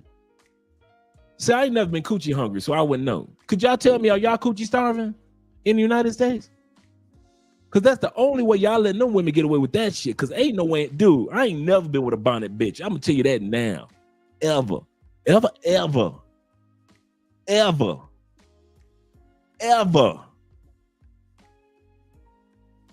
Out of all the women I've been with, I may have smashed 2 weave chicks, but didn't even know it. But when I sit back and I think about it, yeah, I think that was a weave.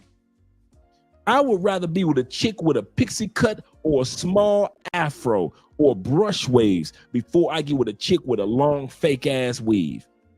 Dude, that means Andre has dealt with a lot of no's.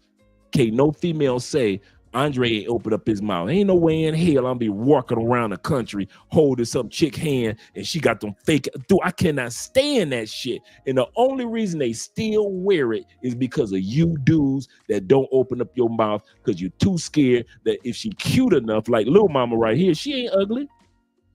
She ain't an ugly woman. But if you say something to her, she gonna go to the next man who gonna tolerate that goddamn ugly baby, fake baby hair.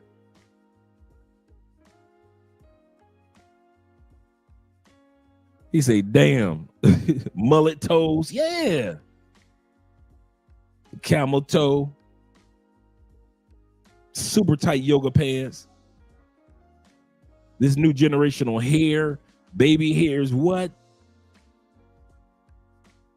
Ain't that many people got hair like that, like Becky with the good hair. Because y'all tolerate it. And ain't no other way you could put it, gentlemen. Gentlemen, you can sugarcoat it all you want. When these cameras go off, I already know these women wear this stuff because y'all tolerate it. The day y'all stop tolerating something, that's when the fad disappears, doesn't it? Every time dudes get turned off of something, all of a sudden that fad disappears. Remember when the sisters used to rock the asymmetrical hairstyles? How come they don't wear that no more? Because dudes stopped smashing chicks with asymmetrical hairstyles, so chicks stop wearing it that way. How come chicks don't wear jerry curls no more? Because dudes stopped smashing chicks that was wearing jerry curls, so they stopped wearing jerry curls. What's gonna happen when dudes finally say stop wearing them baby hairs? Them baby hairs gonna disappear. Why? Because dudes gonna stop smashing chicks that's wearing them fake ass baby hairs. But as long as y'all love them, as long as y'all let them bonnet bitches, y'all in the grocery store holding their hands while they got pajamas on and slippers, and you got a t-shirt on and shorts, and you got your Jordan slippers on in Atlanta, and it's okay, go ahead. You looking country than a motherfucker, and so is she.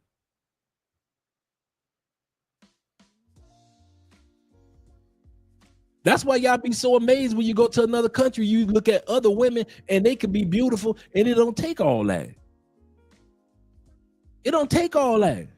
What Colombian woman or Venezuelan woman do you know that it takes all that? They got to put fake baby hair in to look good in Brazil. When? When last time you been in an Afro-Colombian community or the Afro-Venezuelan community and they wearing fake baby hairs? When?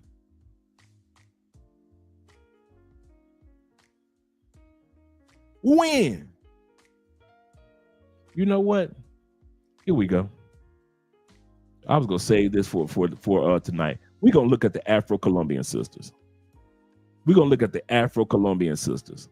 Since y'all think I'm crazy. This is what we're gonna do real quick. Since Andre just talking out the side of his neck. He don't know what he's talking about, man. He done got down there in Colombia. He lost his mind. I want y'all to find in this video I'm about to show y'all Colombian females, the sisters, the police officers, the sisters. Show me the fake baby hair. Ay, rachetón. Ay, es más rap. Quiere que le dé, que le escupa en la boca. Quiere que le dé una mordida en la nalga. Quiere que le dé, por reggaetón se pone loca. Quiere que le dé, quiere que yo se la ponga. Quiere que le dé.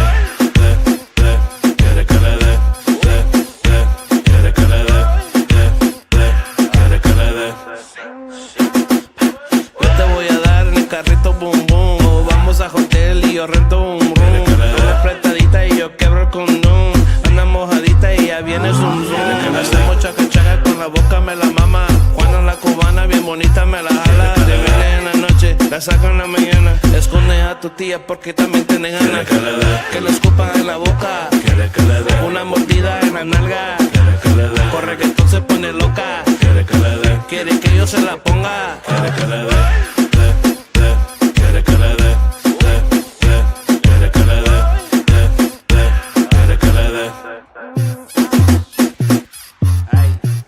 Rachetón.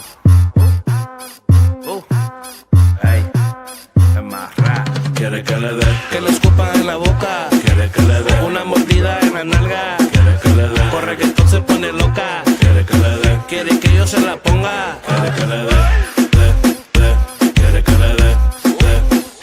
Quiere que le dé. Quiere que le dé.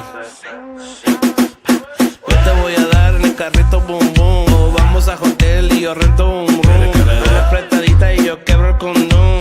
Anda mojadita y ya viene zoom zoom. Hacemos chaca chaca con la boca me la mama. Juana la cubana bien bonita me la jala. Te viene en la noche, la saco en la mañana. Esconde a tu tía porque también tiene ganas. Que le escupa en la boca. Una mordida en la nalga. Corre que entonces pone loca. Quiere que yo se la ponga.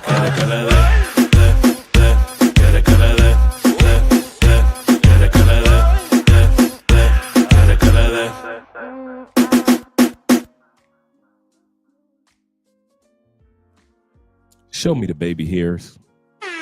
Shout out to the Afro-Colombian police officers. Shout out to the Afro-Colombian police officers. Show me what a baby hair is. The weave. Did I just show you any weave in the last few minutes? Y'all knew I was going to come with receipts. Y'all knew I was going to come with receipts. That's all I'm saying. That's all I'm saying. Natural beauty, no weaves, no baby hairs, no crazy eyelashes. Them sisters here ain't trying to imitate those sisters there. That's a North American thing. That is not a South American thing. That's not a Southeast Asia thing. That's not an Africa thing. That is not a European thing. That's not a Mexican thing. That's not a Canadian thing. That's you dudes back in the States smashing them fake head looking chicks with the bonnets on their head. That's y'all dudes.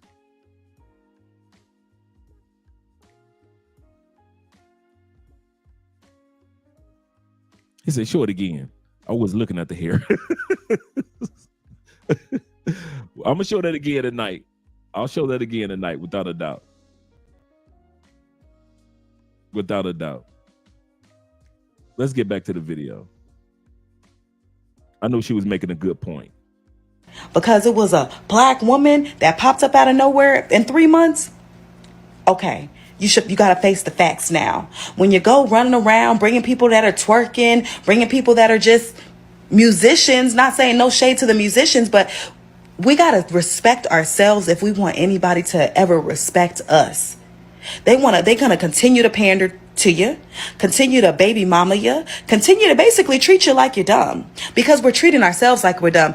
One black woman will tell you, oh my God, maybe we should bring back marriage. We should wait until marriage. And y'all want to get mad at her. Oh girl, why you judging us? Some of us don't want that. The other side's telling you, okay, maybe elevate yourselves. You know what I'm saying? Put yourself together. Oh my God, if you don't want a brokey, then, you got to just not, you can't get with them. You can't build. You want to get mad at them. You want to call them names, but it's like, what do you really want? It sounds like you want to live in a delusion. Now, we really have no use for you no more. Your daddy ain't there. Your husband ain't there. Your son is raised wrong. Your daughter is watching you twerk.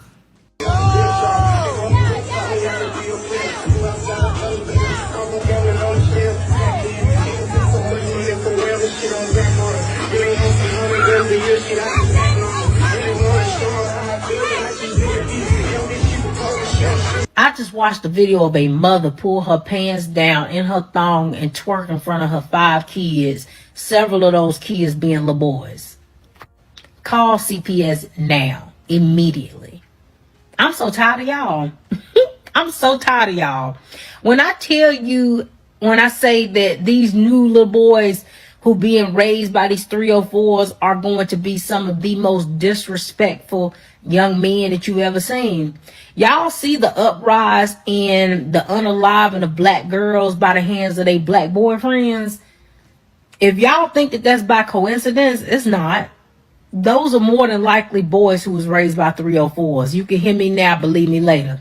Those were boys who was raised by 304s, boys who don't respect women and they don't respect their mama. She was the first woman that they decided that they didn't respect.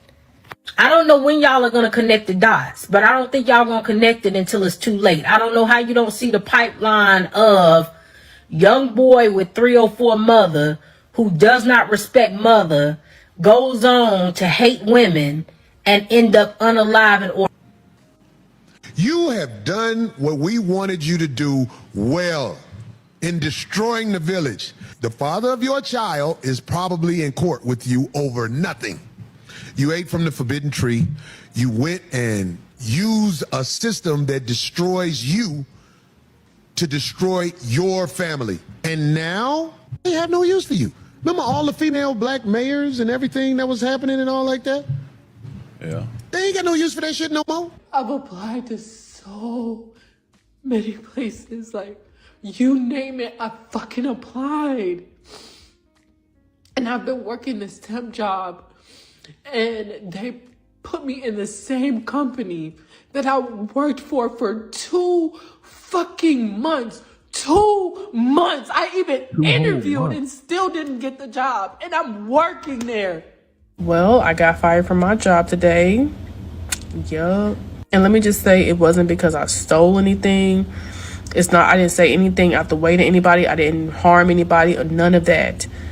But 2025 is just a wild card. I don't know what is going on. And then they're talking about letting go of TikTok. Black women's job losses in America highlight the risks of misleading independence narratives.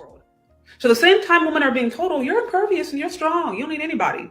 That message is going out is the same time they lost their jobs. A big, big portion of them. This again is what is so detrimental about this messaging. Because it's selling a lie that doesn't translate. And it's selling a fantasy that's actually leaving women really vulnerable.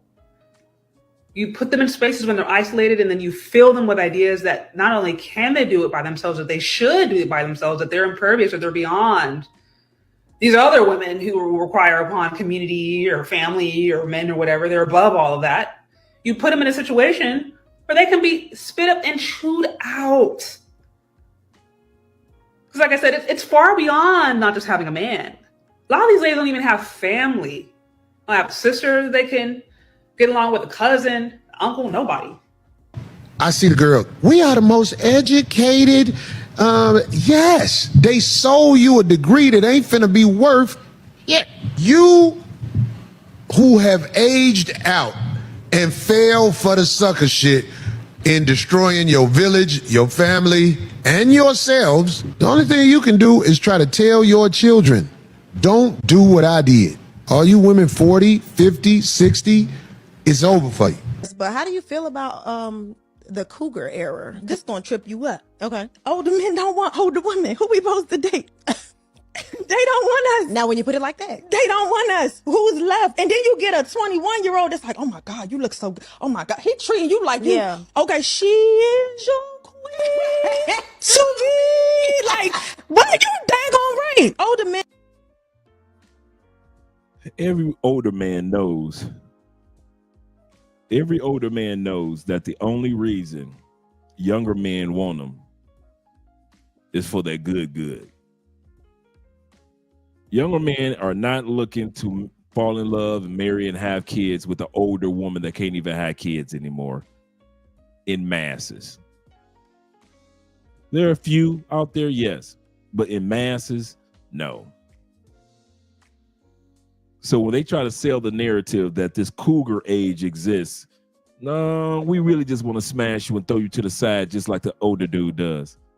There is no difference. Ladies, I got something to tell you. There is no difference between a younger man and the older man. Younger men just want to smash you and trash you. Yeah, basically that's what the older men trying to do too. Being with a younger man is not a flex. We are going to get rid of you eventually. Yes. Because even our friends gonna tell us, why you with that old lady? Man, she got money. Oh, I got you, dog. She got money. Okay, cool. Now, as for older men, you know what my advice is to older men. And I'll say this one to the grave.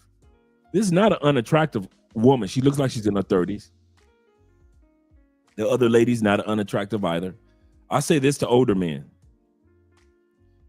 And this goes for in any country, any location you go to. Older men, if you are not mature enough to handle being in a relationship with a younger woman, even though you want to be with a younger woman, get your older woman or stay the hell out the way. Those are your three options. You see, I didn't do either or. You got a choice. You can stay out the dating game no matter what country you go to. Stay with pay for play. Keep on buying some coochie. Stay over there. Stay in the dark. Stay right over there in the dark. Right? You good. You can either get with an older woman that's very attractive, like this young lady, but she's older. She may be, let's say you're 60, she's 35, you good. Let's say you're 50, she's 35, you're good.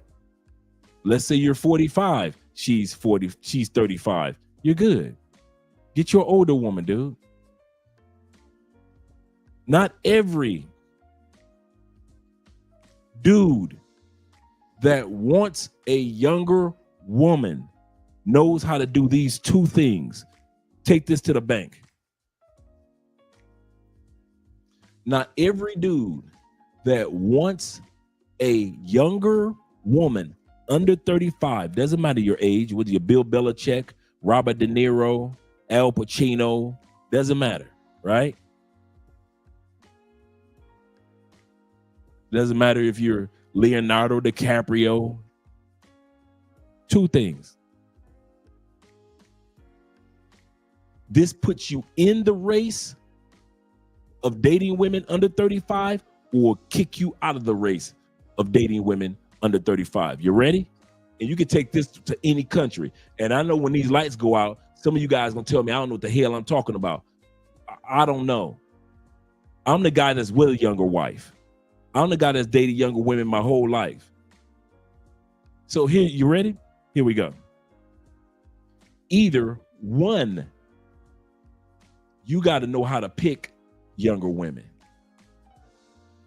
Some of you are horrific at picking younger women. You can't pick a good younger woman to save your life. That's why you need to be with somebody over 35. Yo, pick. I know you want a younger woman, but a lot of y'all ain't good at picking a younger woman. Every younger woman is not supposed to be on the passenger side of your car. We all can agree with that. There are some Keishas and Bonquishas out there that should never have made it sitting across from you in a restaurant. Some of you older dudes, I don't care if you go to DR, Brazil, I don't care what country you go to. You need to have your ass in pay for play. You need to go to pay for play and stay right there. Do not pass go. Keep buying pussy because you are horrible, and I mean horrible when it comes to choosing younger women. This is not your forte. You do not have that anointing on you. That is not your calling. Younger women, you are the dumbest motherfucker when it comes to choosing a younger woman. She is sexy. Yes. She is vivacious, energetic. Yes. She running your pockets. You done got drugged 3 times. You done bought her mama a car, her a car. You done bought her 3 dogs, 2 cats, and a ferret. You are horrible. She's cheated on you 7 times in 7 months. You are horrible when it comes to picking a younger woman. Horrible. Not bad. Not disappointing. No. Horrible. Horrific. Dude, you couldn't choose a younger woman if her last name was LaWanda Young. That's how bad you are when it comes to choosing a younger woman. If her last name was Young, you wouldn't choose her. Keep your ass over there buying coochie from country to country, or get you somebody that is attractive, mature, but she just so happened to be over 35. Nothing wrong with that. I'm gonna say this again. Some of y'all gonna try to get with younger women to prove a point. Well, if Drake can do it, if these other brothers can do it, I can do it too. No, the hell you can't. Just because you see all the rest of us may be able to pull it off, it ain't that many of us that are able to pull it off. It ain't a slew of us brothers that know how to choose a good younger woman. Most dudes don't know what the hell they doing when it comes to choosing a younger woman. And you end up getting used, disappointed, heartbroken. And here's the number 2 thing. You ready? This is the number 2 thing. Number 1, you don't know how to choose one. Number 2 is you don't know how to treat one. You 51 years old. You about as jealous as a 15-year-old. You 53 years old. You about as insecure as a 13-year-old getting his first kiss. You got a younger woman. She can't go nowhere, can't do nothing. You worried about this, worried about that. You scared about this, scared about that. You don't even know how to treat her. You jealous about this, insecure about that. You ain't even working the hours you used to work to on your job because you spend so much time putting a tracker up under a car, trying to track where she going. You trying to go through a cell phone every other weekend. You trying to treat her like she need to be acting like she's 42 when she's only 23. If that girl is 23, 27, 22, guess what you expect her to be? A mature version of 22, a mature version of 23, a mature version of 27. But don't ever forget that she is 22, 23, and 27. Some of you old motherfuckers, you be swearing that she's supposed to walk around with the maturity of a 52-year-old woman. You don't know what the fuck you doing when it comes to being with a younger woman, do you?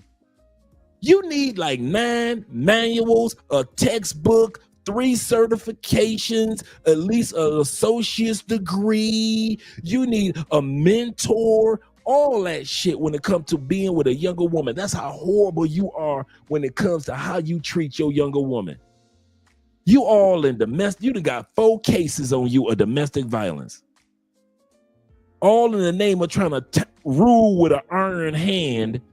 I'll rule my woman with an iron hand, trying to rule with an iron hand a 22-year-old that's acting like she's a 22-year-old, a 23-year-old that reminds you that she's only 23, a 27 years old that only reminds you that she's just 27. Those of us who are successful with younger women never ask a younger woman to be more than what she is. Just be a mature, ladylike version, an old soul of that version. The homebody that's 22. The nerd chick that's 23. The chick that is a old soul at 27, 29. See, we know how to pick those. Yo ass, you see a fat ass and big tits, young dimples, young pretty thick lips and eyes, and you think you got the same woman that we got. No, Negro.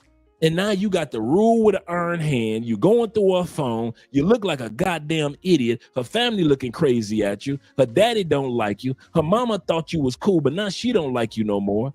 They ain't seen her baby girl in about 3 months because you got a chokehold on her that she can't even go visit her family no more. Because of your insecurity. She can't go out with her friends no more. She can't hang out with her gay friends no more. These dudes ain't never wanted her except to do her hair. She can't even get her hair done by her gay friend no more because you worried. Dude, you ain't built for this. I know it hurts your little feelings. And I know cameras go off and you're going to still tomorrow morning try to prove your point that you're a big boy. I am a big boy. I am 61 years old and I can be with any woman. No, Negro, you can buy any woman, but you can't be with any woman. I'll say that again real slow for those of you in the back. You old heads, yes, you can purchase, pay for play. Yes, you can. Oh, yes, you can, big man. Oh, yes, you can. But you can't pick. You can purchase, but you do not know how to pick. Young women ain't built for every dude. Grow the fuck up and admit it. So either you got 2 choices. You see, I didn't take your choices away. And I mean this. You may sit back and say I'm crazy, but tonight while you on your pillow, like I say, men don't think in person. Guys, remember this. Always remember this about men. Men don't think in person. Men think in private. You could tell a man something, he'll cuss you out right then and there. That man will sit back and simmer on what you said for 4 months by himself. Man will tell, fuck you, man. I'll do what you do. Man will cuss you out in person and really ponder and thought about what you said in private. Don't y'all ever forget that. So when I'm talking to men, I already know how y'all think. Y'all in person, y'all, man, fuck you, Dre. I got you. I expect you to say that. But when these cameras go out, all you dudes that's been trying to make it work with women under 35, and you wonder no matter what country you go to, it still ain't never worked because you ain't built for this. You ain't built. It don't make us better. It don't make us special or something. I'm not saying that we somebody special because we can do it. What I am saying, you're burning a lot of years. We're older dudes. You're burning a lot of years trying to make something work that doesn't work, older gentlemen. All you dudes over 50 trying to do some shit that ain't never worked when you was in your 40s.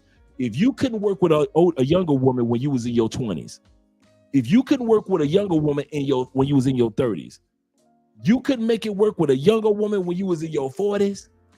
You halfway through your 50s and still trying to make it work with younger women instead of getting one of these attractive, good, down to earth, still sexy as if she was in her 20s, mature ladies. I didn't just say women, ladies over 35 in these other countries. Your ass gonna die alone, fucking around trying to get you some young coochie all the time. Go ahead. Go ahead. You gonna fuck around and die alone trying to do some shit that you ain't built for. You ain't built for this, bruh. I'm serious. This one, I mean, it's from the bottom of my heart. I know that there are groups of ladies that I'm not built for, and it's time for you to admit that there are groups of ladies that you're not built for. So here's what you do. You go ahead and be Nate in the movie Set It Off. Like Jada Pinkett say, Nate, I'm in a bind, Nate. I need this money. Get you a younger girl that's in a bind that needs some money from you. You go keep doing that. Keep on paying for play. Nothing wrong with it. We know your old ass need to buy some pussy. Go ahead. Go buy all the pussy you want. But stop pretending like you built for this. That's what our point is. Buy all the young women you want. Go ahead, Hugh Hefner. Buy them all you want. Can't nobody tell you shit. Doesn't matter. Because at the end of the day, real men know you got to buy pussy from young girls because you ain't built to relate or understand or respect or pick or even be with as far as being secure with a younger woman. Some of you dudes ain't built for pretty women. Man, some of you dudes need to stop trying to chase a 10 and a 9 because you too fucking insecure to be with a 10 and a 9. Not knowing most 10s and 9s are insecure. See, if you ever been with them, you would have knew that. But you so busy being insecure with a 9 and a 10 in Colombia, man, some of y'all about to ready to jump off a bridge somewhere. Every time you turn around, you got to call her every fifth. Girl, you better call me every 15 minutes. I need to know where you going right now. You said you was over your mama's house. Y'all ain't got, you ain't got no business with the 9 or a 10 outside of pay for play. Go buy you a 9 or a 10? Yeah. Date? Relationship with a 9 or a 10? Hell no. Some of you dudes gonna end up deleting yourself, deleting her, because you ain't had no business walking around with a 9 or a 10. If you don't get your ass back down to them 5s and 6s where you belong, get you a nice 5 or 6 with a beautiful attitude that makes her a 10. You done got your old ignorant ass running around talking about you got you a 10, and that heifer don't care nothing about you because she can see in you that you ain't used to being with a bad bitch. You ain't used to that. Who the hell y'all think y'all fooling going on to Brazil got me thinking that y'all always dated Brazilians. You think I'm stupid enough to think that you only been to Brazil twice in your life? That's the only time you ever had some Brazilian pussy. You try to walk around as if you got Brazilian pussy your whole life in the States, as if you just used to them bad bitches. This is nothing new to you. Who you think you lying to? Man, if you don't scamper your ass, I say scamper, skedaddle, scram. Your ass right back down to them 5s and 6s that you supposed to be comfortable with and get a 5 or a 6 that got a beautiful demeanor. She's a good woman. She's on your team. She'll never do you wrong. She'll introduce you to every part of her country that she needs to. She'll hook you up and have you all type of connections. And she is gorgeous and beautiful and cute as she want to be.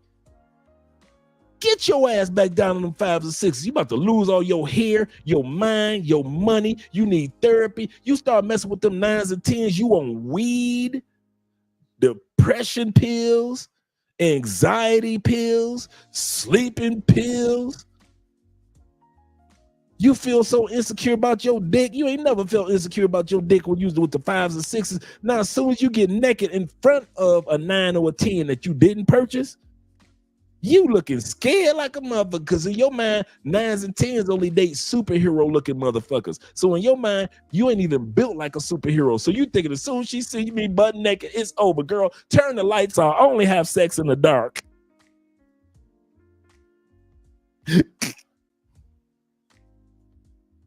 Yo, insecure ass. You ain't jumping on top of the bed. You got you a 9 and 10. You ain't jumping on top of the bed butt naked with your dick in your hand. You ain't doing that. You ain't built for that no more. Get your ass back down to them 5s and 6s. Hell you think you doing? Only time your ass need to be with a 9 or 10 is when you buying pay for play. That's it. You in DR, get you a 9 or 10 pay for play. You in Colombia, get you a 9 or 10 pay for play. But if you ain't in the pay for play world, if you don't get your ass back down the hill, get your ass back down yonder. Get your ass back down yonder. You ain't got no business being on top of the hill with all these dudes with 5s, with 9s, 10s, and 8s. You ain't even built for a damn 8. Soon as a motherfucker give your woman a compliment, you ready to tear the club up. You insecure motherfucker. So all you old heads that ain't built for young girls, stop lying to yourself and live out the rest of your days with a woman that's just as gorgeous and sexy, but she just so happen to be over 35. And all you dudes that realize that you are too fucking insecure within yourself and to thyself be true when it comes to a very, very attractive women, bruh, do yourself a favor. Scamper your ass back down the hill. Scamper your ass back down the hill to them 5s and 6s where you belong and live a good life. We about as dumb as the women that walk around talking about they want to do the 6 feet. He need to have 6 inches, a 6-pack, making 6 figures. We sound just as dumb if you ain't built for young women. We sound just as dumb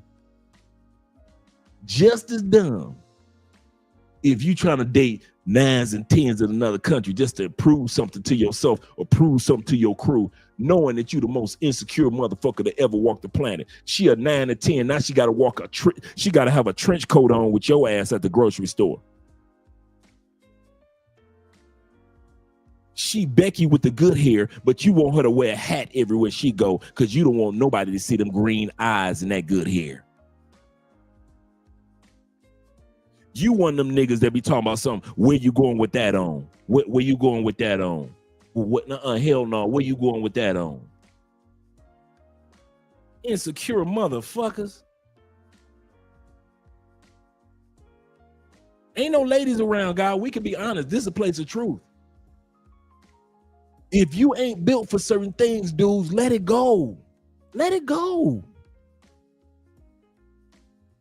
Let it go.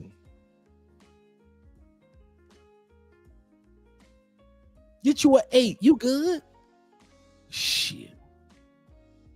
Yeah. He said, I scratched off 8s, 9s, and 10s 25 years ago. I know me. Yeah, they good, dude. They good for fucking. And they good for getting the fuck out your face. I'm telling you. You talking about some insecure women, some women that's crazy. 8s, 9s, and 10s. 8s, 9s, and 10s will drive you crazy. Anybody that's ever been with them would know that already. You ain't got to be the crazy one. They already are. You ain't got to, with an 8, 9, or 10, you ain't never got to worry about being the crazy dude. They already come to the party crazy. But since you ain't never been with one, all of a sudden you come to the party crazy.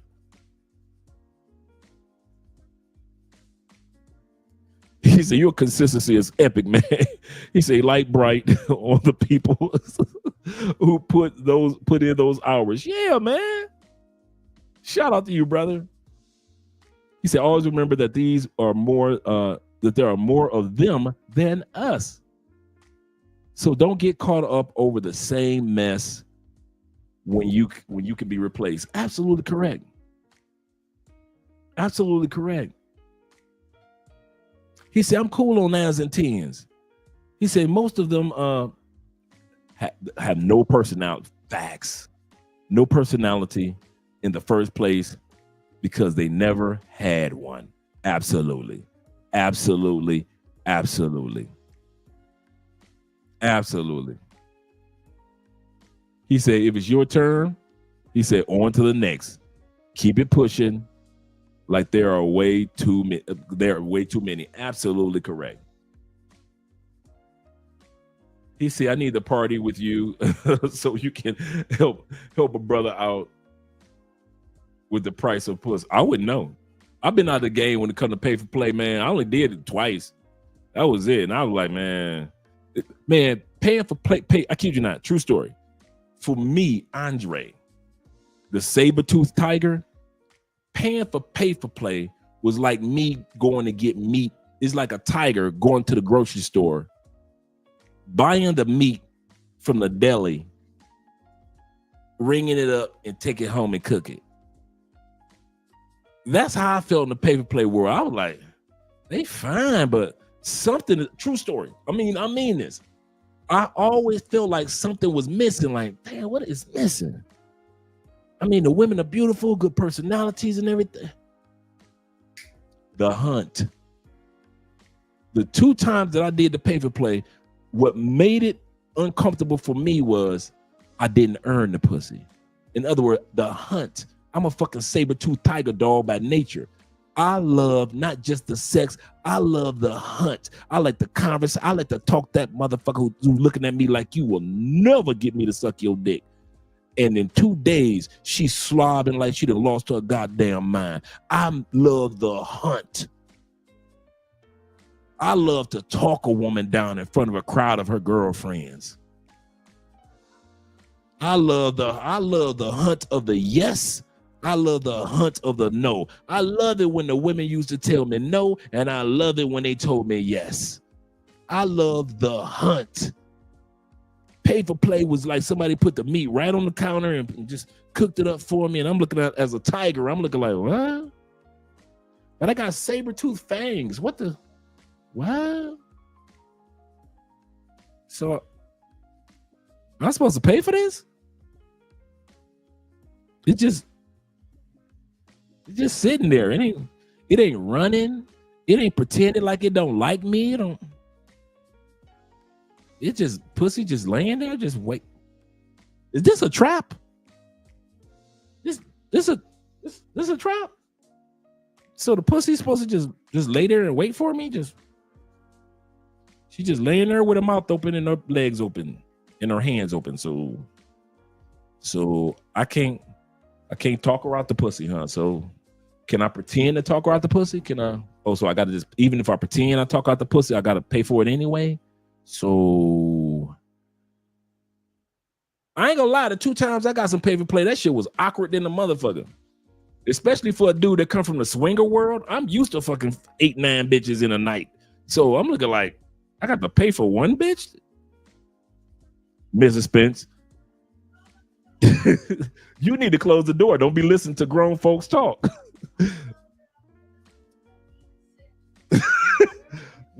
My wife said, Andrea said, she said, I'm traumatized. I thought I married an innocent virgin man. Hey, listen, you need to close the door, Mrs. Spence. You will be hearing these grown ass men conversations. Okay. So I'm looking like, pay for one. I'm like, what? I got saber-toothed tigers. I'm in the museums. Yes, you are.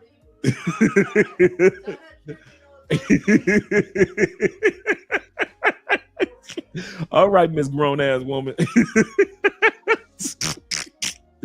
Oh, your girl Andrea trip. Okay. Andrea said, I'm a grown woman. I am not tripping on your past. And so yeah, guys. I ain't built for that. I'm sorry.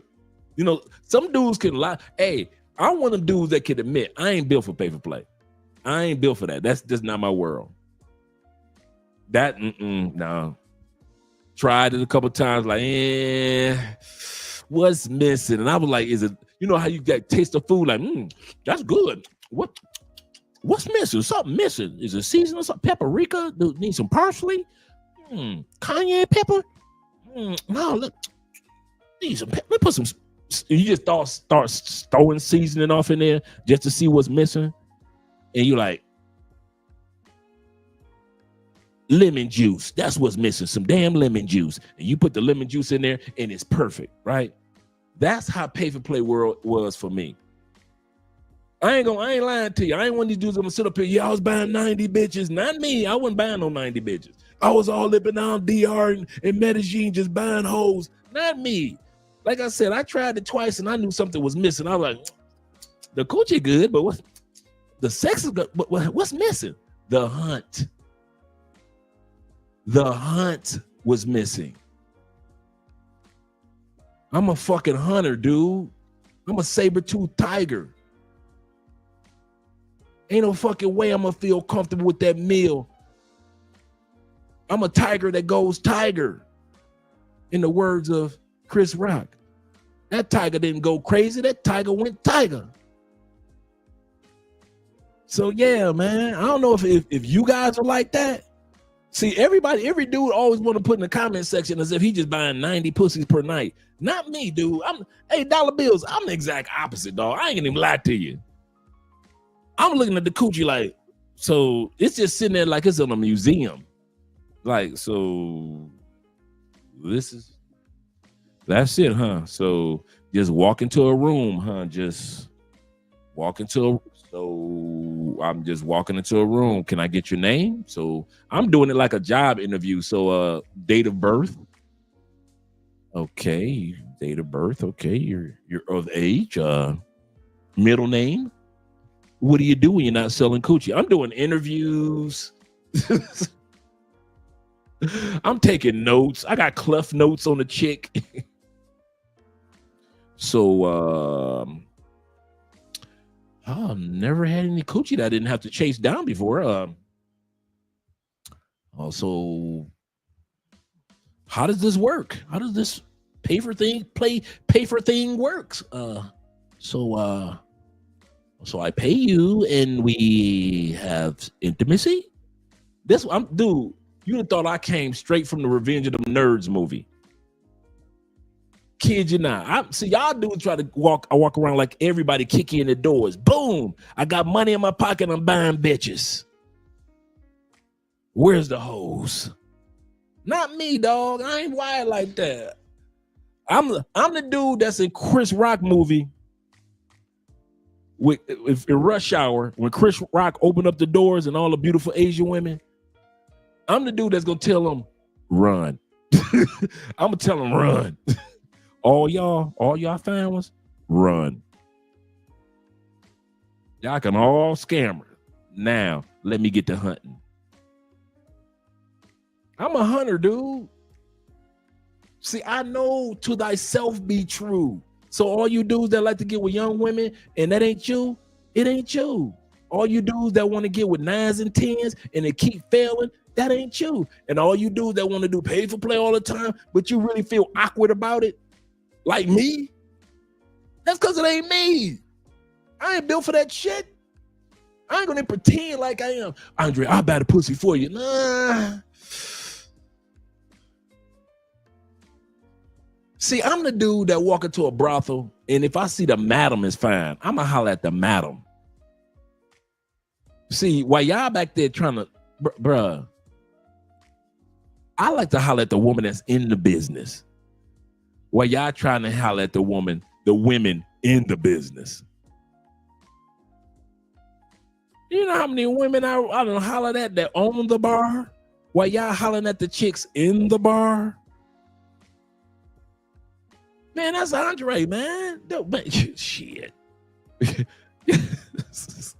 I'm trying to tell y'all how I am. He said, yeah, Dre. He said, Dre got that shit. Calling his wife Miss Smith. Yeah, man. Seriously. He said it's not that I don't have the game. I refuse to play the game. Hey, do it your way, bruh. Do it your way, like old school Burger King. Have it your way. As for me, I'm saber-toothed, dog. Y'all can have fun with that. I am not jealous. This is the part.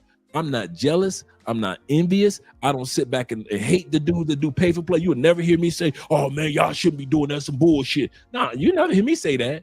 I tell y'all to take your ass over there because you ain't good over here. So we might as well go over there. Right? But as for Andre, I ain't gonna sit up here and lie to y'all and be all like, yeah, pay for play world is it. Because I was it in the pay. Have y'all ever noticed all my bragging rights stories ain't got nothing to do with buying some pussy? Y'all ever notice out of all the hundreds of stories y'all have heard me tell over the last 6 years, ain't none had to do with a brothel, a pay-for-play strip? I got one. It was this after the Super Bowl, Detroit. Went to Diddy party. That's the only time. That's the only time I went to a Diddy party. I just realized I went to a Diddy party in Detroit when they had the Super Bowl. P. Diddy threw a party after the Super Bowl. It was cold too, man. It was not the party, but outside it was cold, right? Super Bowl in February. In February, Detroit is still cold. So at the party, I meet these two chicks, right? Baddies, right?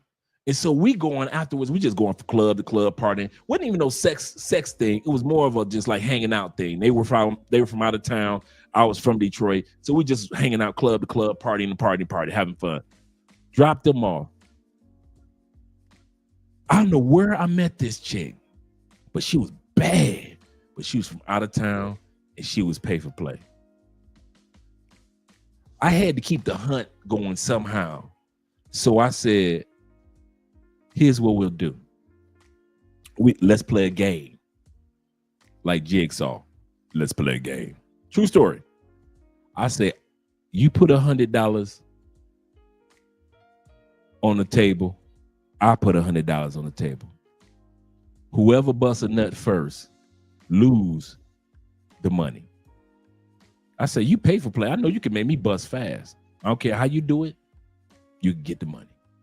I said, but if I make you bust first, I get the money. So she said, okay.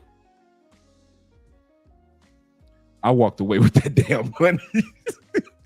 I walked away with the money. That's my only true pay for play story. I walked away with the damn money. If anybody gonna get paid Super Bowl weekend, it's gonna be me. Shit. Hope you enjoyed your orgasm. And walked my ass up out of there, got my car. True story. Kid you not. I just realized, man, I went to a Diddy party. It wasn't the freak off, but it was the Diddy party. Wow. He say pay for play. He say it's a no. He say I say sucker free. Yeah, man, it ain't for everybody, man. Some dudes try to sell it, especially on social media, try to sell it like it's for everybody. No, man, it ain't me, man. It ain't me. I ain't gonna even front. I ain't gonna even front. It ain't me.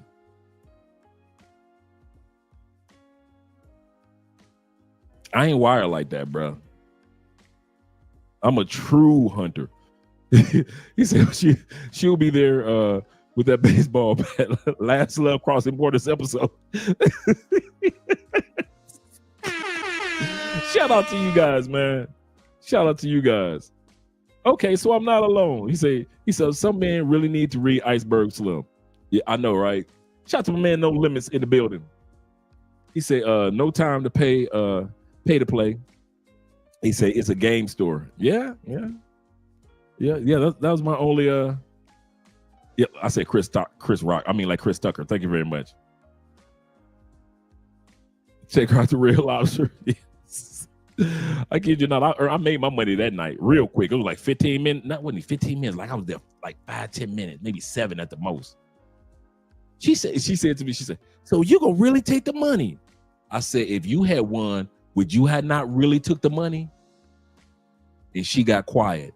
And I took the money, walked right out that hotel room, and got my little car and drove on home that night. I probably got home at 4 o'clock in the morning. Shout out to OKC, to Oklahoma, winning Game 7. Shout out to those guys.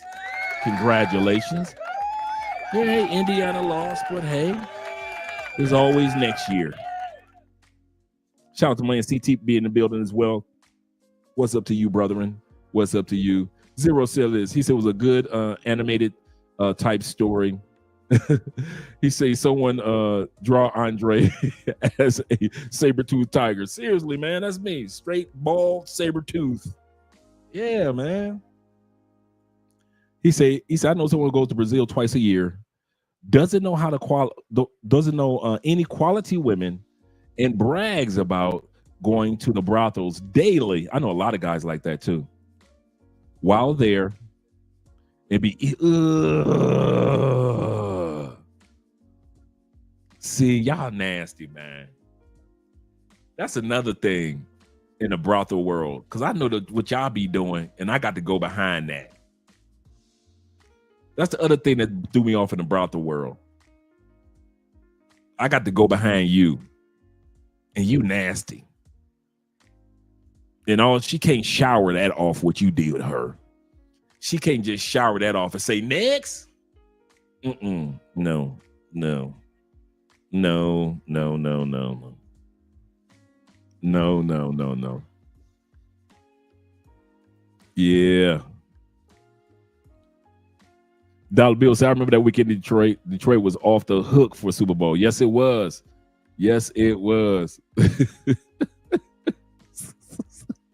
I ain't remember I went to the Diddy party. So, hey, don't be mad at me. I forgot I went to the Diddy party. He said the FBA gonna ask you questions. The FBI. Oh, man. Yeah, man. It just hit me, man. It just like, just telling the story like, wait a minute. Went to the Diddy party. He said Dre having too much fun with these topics tonight. For real. For real. I'm going to rewind the video back for us a little bit. I'm going to rewind it back. He said, I did pay for play 4 times. He said only one of those times was completely enjoyable. He said because them chicks will cheat your time. Oh, will cheat your time, yeah. When leche. He said, and they will dip on you. Yep, you bust one time, they out the door. It just didn't feel that's how I am. It doesn't feel natural, organic to me, man. Anyway, he said went to a party in Vietnam. He said I was invited to. He said all those scantily dressed women showed up, or if nowhere to pour drinks. He said, yep, that was a Diddy party in Vietnam. Had to go out. He said had to get out of it. Had to get out of there. Yeah. Yeah, you like, something ain't right here. I got to go. I told you I got invited to a swinger party. Didn't even know it was a swinger party. My first party in Tampa. I'm brand new to Tampa. I meet this sister online. Bad sister. Meet her online. She lives in the suburbs. Really nice area. She said, hey, Andre, you don't know anybody? I've got friends. You can come on through, meet some new people. She said, and I like you. I said, okay, cool. I get there. It's a brother that's already there trying to holler at her. I'm like, did you? And I kept my mouth shut. I said, did this woman actually invite 2 dates to her home? I ain't tripping. I could see he was kind of feeling some type of way because I was there, but I wasn't tripping because he was there, right?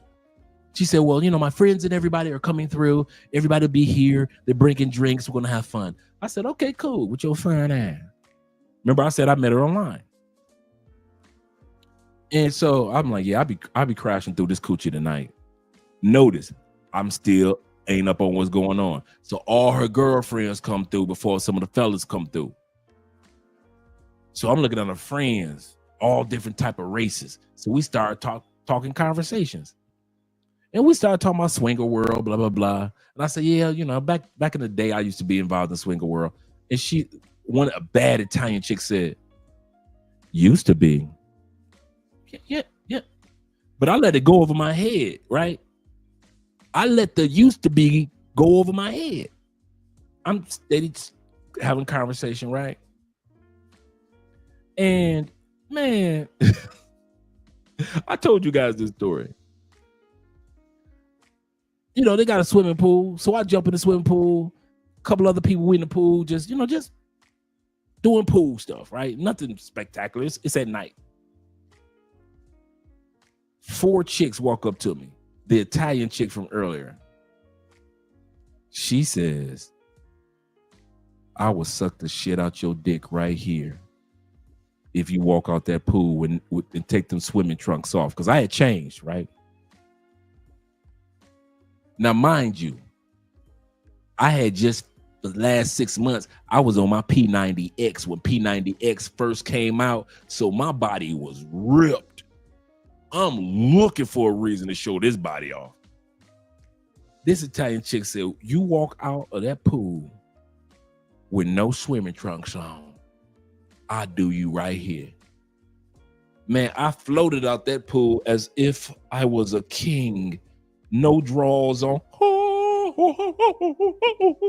I floated across to the other side of the pool, landed my feet gently on the pool surface as she dropped to her knees. And as she was giving me fire skull, I'm looking all her girls in their face.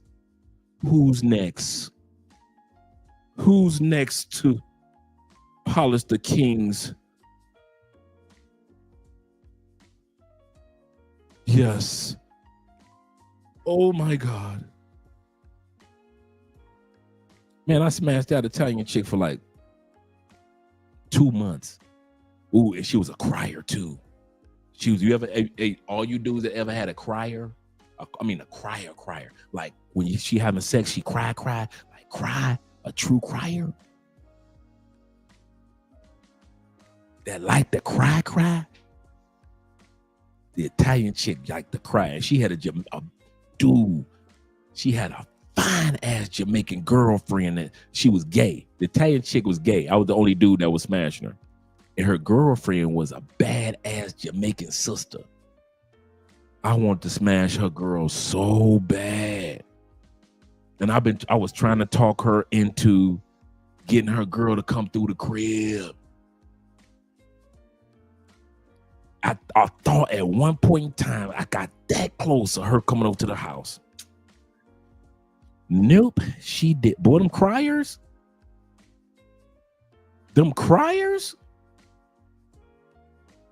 ain't nothing like a crier, bruh. When they get the them criers, I'm talking about real tears. Out loud crying because it's so good. They just as good as the tremblers, the shakers, the leg shakers that can't control their muscles, that can't walk, look like everything is an earthquake. Them,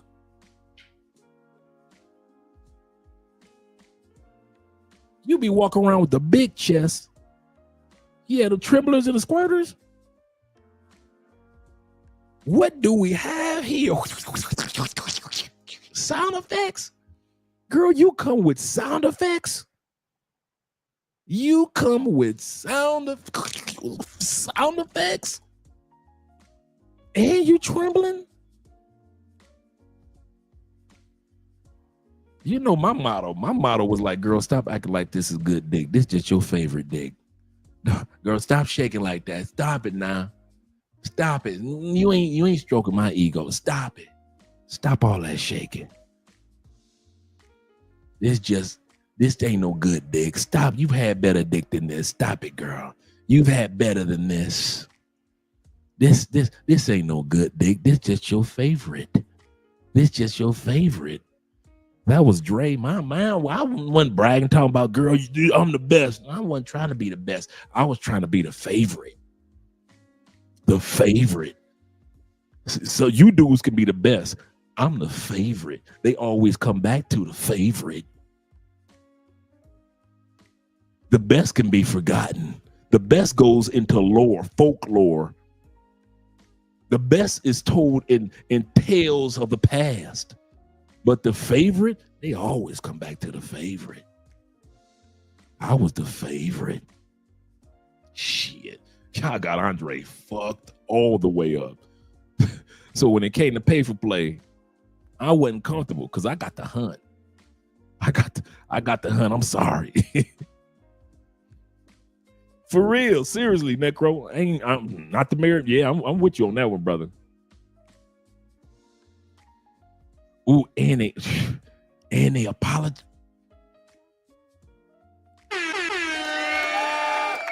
Not the apologizers. Not the apologizer, bruh.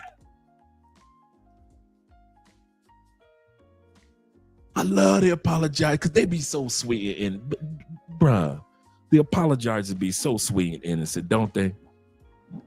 You know they ain't do nothing wrong. I'm so sorry. I'm so embarrassed. Let me clean that up. Oh my God, I've never done that before. Oh my, I'm so sorry. I didn't know I could orgasm back there in my butt before. I've never orgasmed in my butt before. I'm so sorry. I didn't know I could squirt. I'm so sorry. What's happening to my, one girl was like, what's happening to my body? What's happening to my body? What's happening to my body? What's happening to my body? I'm like, girl, you trembling? You good? Then you got to be you. Hey, then you got to be the caresser. The sex got to be put on pause. When you got a crier, a trembler, a squirter, an apologizer, either one of them, you got to put the, is it just me? You got to put the sex on hold for a second and caress her. Girl, it's all right. It's good, girls. What you talking about, girl? That was amazing. That was wonderful. Girl, what you talking about? You have made my world so much better. If it was not for you and what you just did, I can't believe this. You are a goddess, a queen to be. You got to be counselor. All you dudes that know what the hell I'm talking about, you like, you right, Dre. You do have to put it on pause for a minute. Girl, I love you too. No, really, I love you too. Now go and put it back in your mouth.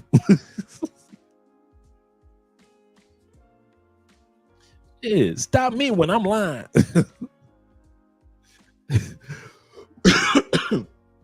Oh, she back there. She hear everything, bro. Yes, sir. Shout out to OK. I'm proud of them boys. They deserve it. It would have been nice to see it happen in Indy, but shout out to OK. Shout out to Sean once again. Sean said, I also like the ones that ask you. Oh,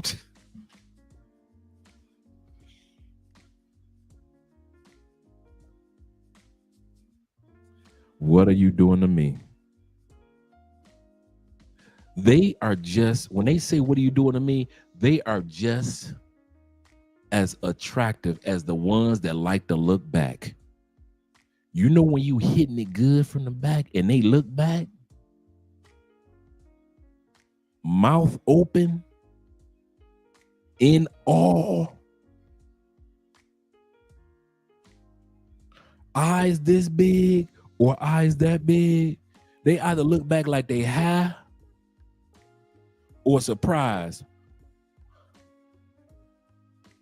The look backers, the ones that say, what are you doing to me? And the look backers,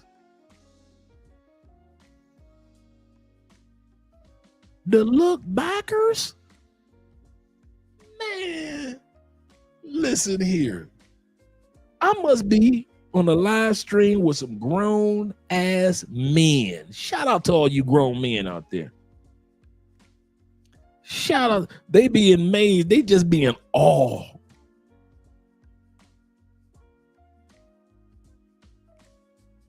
Just be in awe. Don't be surprised, girl. Girl, I don't come with a warning label. For real. We Gen Xers up in here now for this grown man conversation. Grown man. And then y'all wonder why I'm not comfortable in the world of pay for play. After all my adventures. And y'all want to go to a world of pretend? You do know pay for play is the world of pretend.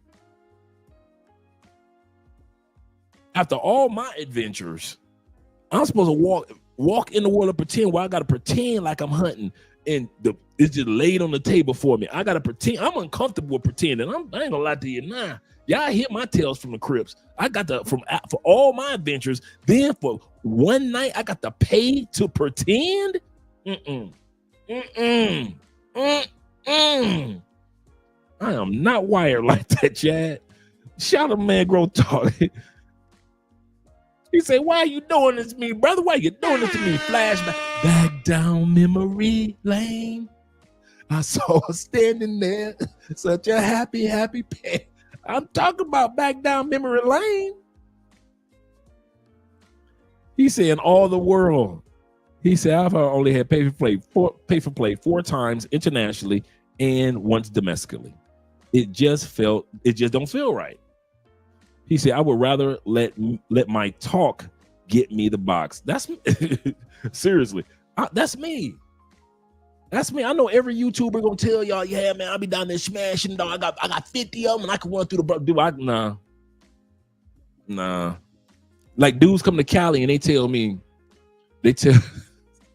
when dudes come to Cali, they ask me, hey, Dre, you know what the brothels are? Or, you know, I can get some ladies or strip clubs.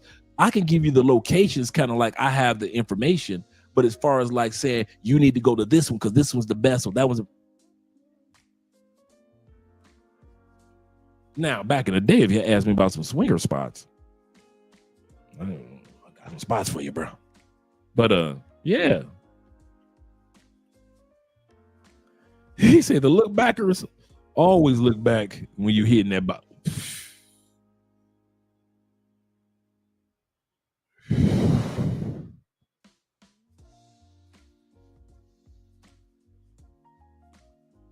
The look backers, the talkers, the ones that could talk good.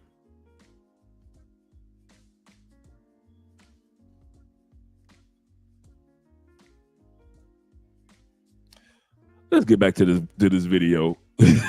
We done forgot we on a video, gentlemen. Yeah, wouldn't know that about Kenny. You might have to go to MSNBC live stream for that comment, or CNN or Fox News. I know they talking about that over there, but over here, Oprah coming next. Once I establish this as a place of truth, oh yeah, we are established as a place of truth. My man Sean says that. He say, bruh, keep that pay for play money and get you some crypto. Facts. Day trade. Facts. Get some real estate. Facts. Seriously. He said only us he said Cockman know the G spot ain't the only. You don't preach. If you don't preach, don't be having Spanish or wine. That Spanish wine, moan, groan, Lord.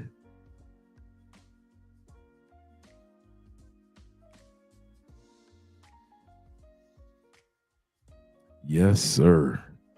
Okay, so I'm not alone. He said, not getting married and having children until I'm outside the States. He said, I'm not taking any chances. Absolutely correct. Guys, if you're in the States, wrap it up. Wrap it up.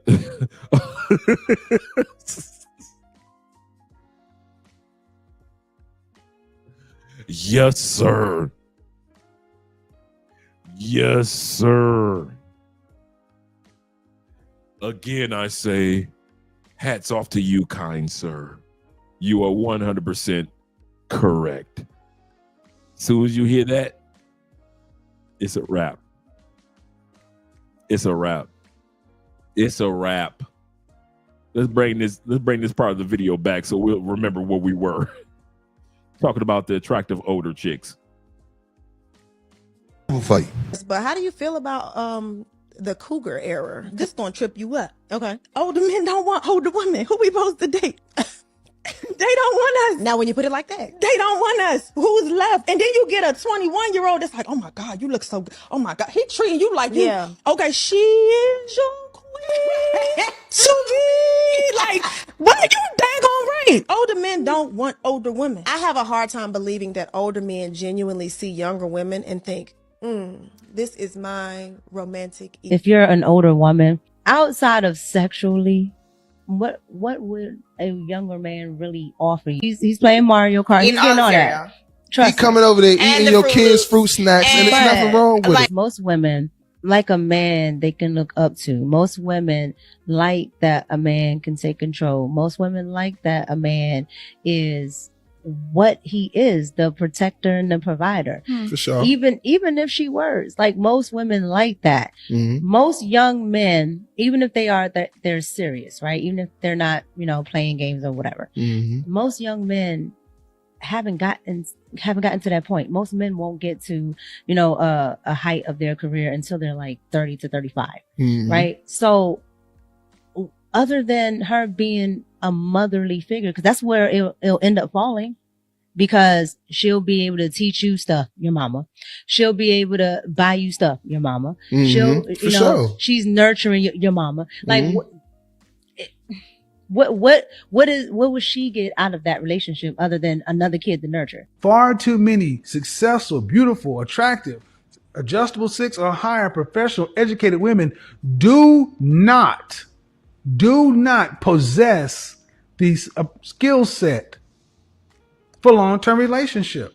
They may want the outcome, but there's a gap.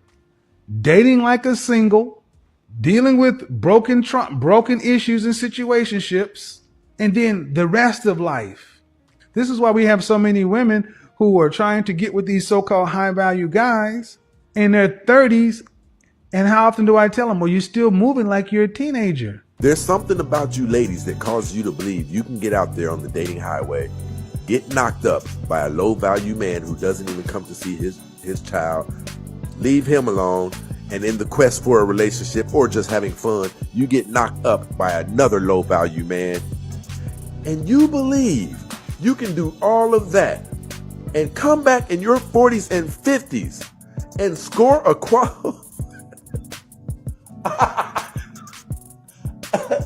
quality man with this 40, 50-year-old body that has been worn out.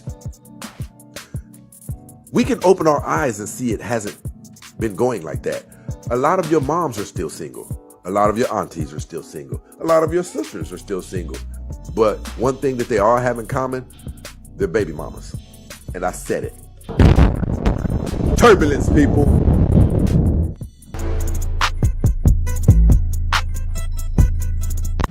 You need to explain to your children, don't do what I did. Don't go around here talking about you don't need a man publicly. Don't go around bashing men for the most part publicly, because all these women who are on the internet for bashing men, there's a record of it, and I think we need to keep a record of these women in case they try to act like they something different later on. I'm talking about the moral people of the world.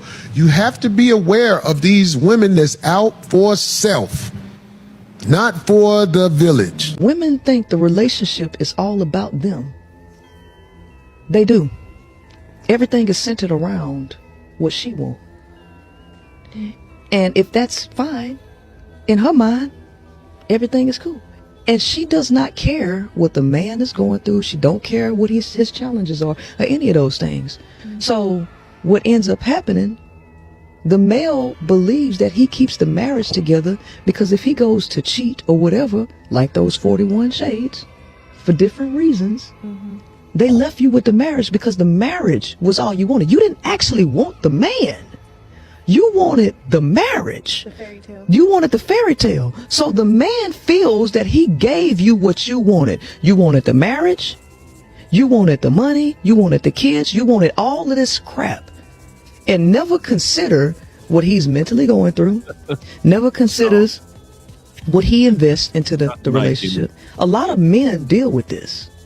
And so what they end up doing is getting things outside of the relationship. And what?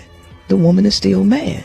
The reason why I think my value is higher now than it was when I was married, because I've grown, I've learned, you know what I'm saying? And I got to know who I was as a woman. So I think my value has increased because as you get older, you learn, you grow, you mature. So that's why I think my value has increased. This is the equivalent of saying, I've been on the job for 20 years, but then you go out into the market and you find out that what they were paying you at that job ain't what the going market rate is. Happens all the time. Women do not gain value in men's eyes with wisdom, age, and experience. They gain value possibly in your husband's eyes, but not to just men on the market. You're older and used. No product gains value. And you ladies will sit there and fight logic. You said your value is higher as an older woman because you have age, wisdom, and experience. What are some of the top reasons men choose a woman? What do men generally pick women based upon? They look. Exactly. Not their experience and wisdom. Okay, Kevin. Yep.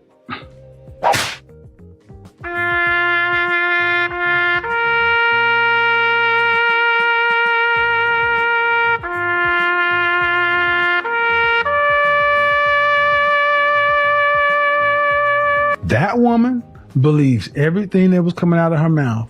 Totally 110%. I think I didn't find my husband yet because all the women expectations is really having the men go into a hole. Because who the hell is y'all to say y'all want a man that make $500,000 a year?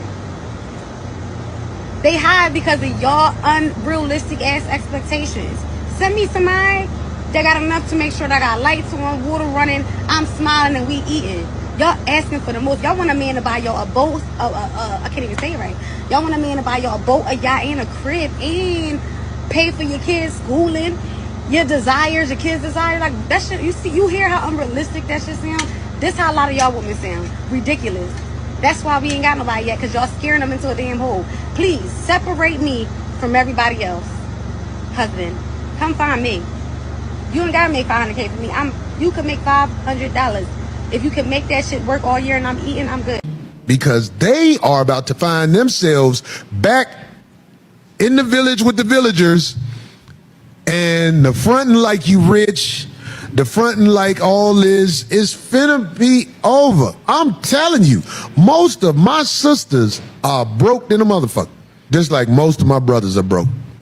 But the sisters was acting like they not broke, holding up drinks on an island that they got there with a buddy pass and all that shit. All the pretty girls walk like this.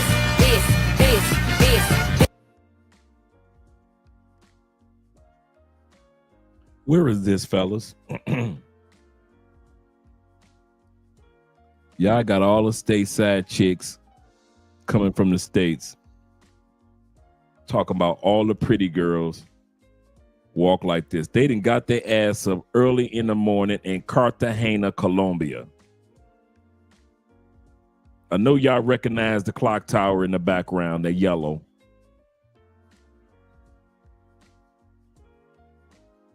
All out of shape American women. No, this Cartagena, Colombia. That's Cartagena right there. Let's bring that beat back for you. All that shit. There you go. They done got their ass up early in the morning in Cartagena. Everybody recognize the clock tower. Yep, the clock tower. They got their ass over there at the clock tower early in the morning.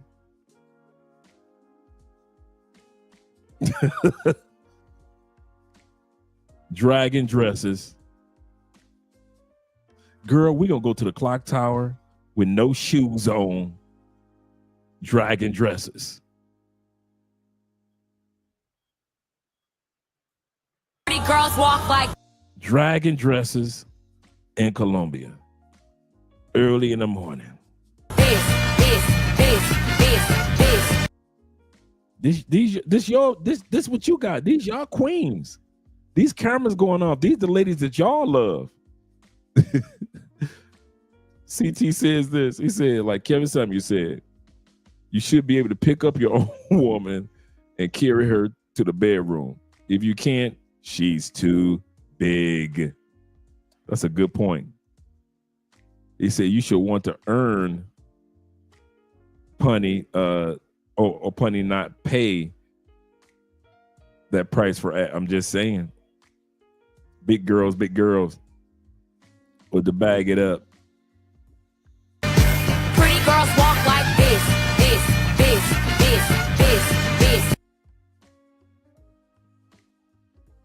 Girl, y'all did y'all thing in Colombia.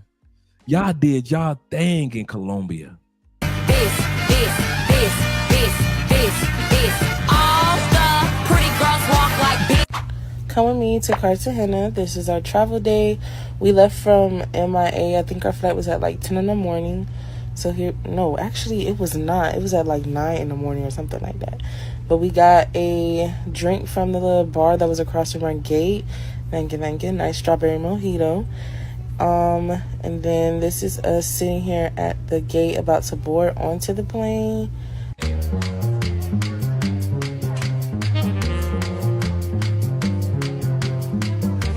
No, it's finna be time during this administration where this man is literally pouring out all the fish in the pond and letting you see him try to live with no air. He's taking your income away. What jobs do you think will be available for us? When I say us, I'm talking about people of color. What jobs are going to be available for us in the future? Truck drivers. Think about fast food restaurant reps. Think about service jobs. Think about anything that is very low skilled jobs. Means you don't need expertise in it. It's gone. Replaced by robotics and artificial intelligence. Now there'll be 90 million jobs to replace it, but those are high skilled jobs, right? I've told you that the new discrimination is not racism. It's not black or white. It's green. It's class based. Everybody watching this, go get yourself. Have I not said that? Has not Theo Wolf and other brothers who have been trying to prepare us about getting certifications for high skill positions? Those jobs are not becoming obsolete. Those 6-figure jobs are still there in tech. Have I not been saying for 2 or 3 years, it's not about racism anymore. It's about classism. What level of life are you going to live and die? That is what it's all about. Y'all can run around, talk about that racism, blame the white man for all this and all that. Doesn't matter. Doesn't change your class, does it? When the last time racism changed your class? I'll wait. When the last time racism changed your position in life or your neighbors? But now, how often does hard work, going after the right career opportunities, change the position that you're in life? Every time. And that's where the world is heading. The world is heading to the have and have nots. That's it. They say I'm enrolled in Theo. He said enrolled in Brother Theo's classes and going to BMC in September. Black Man's Fair Conclave. Yes, sir. Yes, sir. Shout out to you, Zay, and those guys that hang out in Peru. Yes, sir. Of a skill. Every high school needs to teach 2 things: a computer literacy class and financial literacy class. That is the future. Like, if you're not computer literate, I mean, and I don't mean finding a concert on your mobile phone. If you're not computer literate, you're not going to be marketable. Now, if you have a skill, AI will boost your income, boost your wealth making, boost your opportunity making. There'll be more opportunities for those who have skills, which means that there could be sort of an unconscious discrimination that those who have the skills that maybe don't look like you, maybe don't come from an underserved neighborhood, whether you're poor, white, rural. By the way, this is a great leveler. This is not race-based. Whether you're poor, white, rural, or black and brown urban, everybody's in the same boat. Not good. We need to understand we're better together. We got to get everybody skilled, because this is the future of everything. Everything's going to change in 5 years. What happened in 50 years from horse and buggy to automobile will happen in 5 years from you doing the job to the computer helping you do the job and figure out whether you can help the computer with these new skills. All right, it's time to go. The future's here. Let's embrace it. Can you believe almost 194,000 U.S. employees have gotten laid off? This is according to Forbes, and yeah, it's disgusting. Not only is that disgusting, but the conventional job search methods are disgusting as well. Not only are they time consuming, but they're full of missed opportunities. It's almost impossible to even get an interview. And as you know, the world has gone AI, so you're going to need AI tools to help you get a new job. Right now it's about 300K. Depending on the company, specifically AI companies. Cloud architect, a senior that is, making 300 to 400K.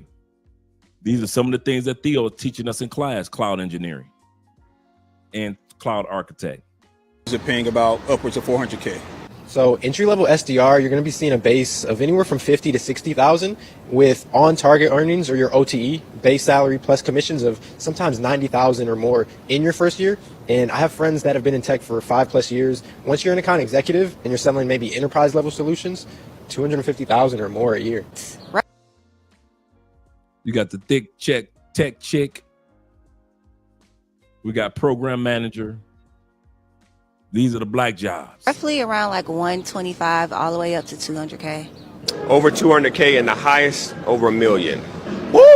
Yeah, them big dogs, they getting big money. Yes. Yeah. I mean, you already a big dog at 200K, but the levels to this thing. Yeah, it's the product is a high demand industry. High demand, feel highly recommended. Ooh, so I would say the average earning, depending on location, could vary between like 75 to like 110. Highest earning potential, it could be as high as probably like low 200s. So when I started out, and I'm really transparent about my figures, 105K was my first job, and Sister said 105K was her first tech job. Her first tech job. Theo been telling us about this since 2022. Since 2022. He's been teaching and telling us about this. This sister said her first job was 105,000. highest that I've seen is like 185. I mean, like they do cut you off, but I've seen like positions go up to 200K. So you went from $40,000 a year to $400,000 in just 6 months of being in tech? Let that sink in. Come on. I keep pausing it because I want it to sink in. I want it to sink in because that's the direction that the world is heading, whether you want to go or not. It's not like it's not going in that direction. Are you going in that direction? That's what it is. It's not like technology, like the brother said, you got 5 years. Theo been saying that. Theo said, listen, I'm going to stop teaching soon because I have to start teaching more AI because that's the direction things are heading.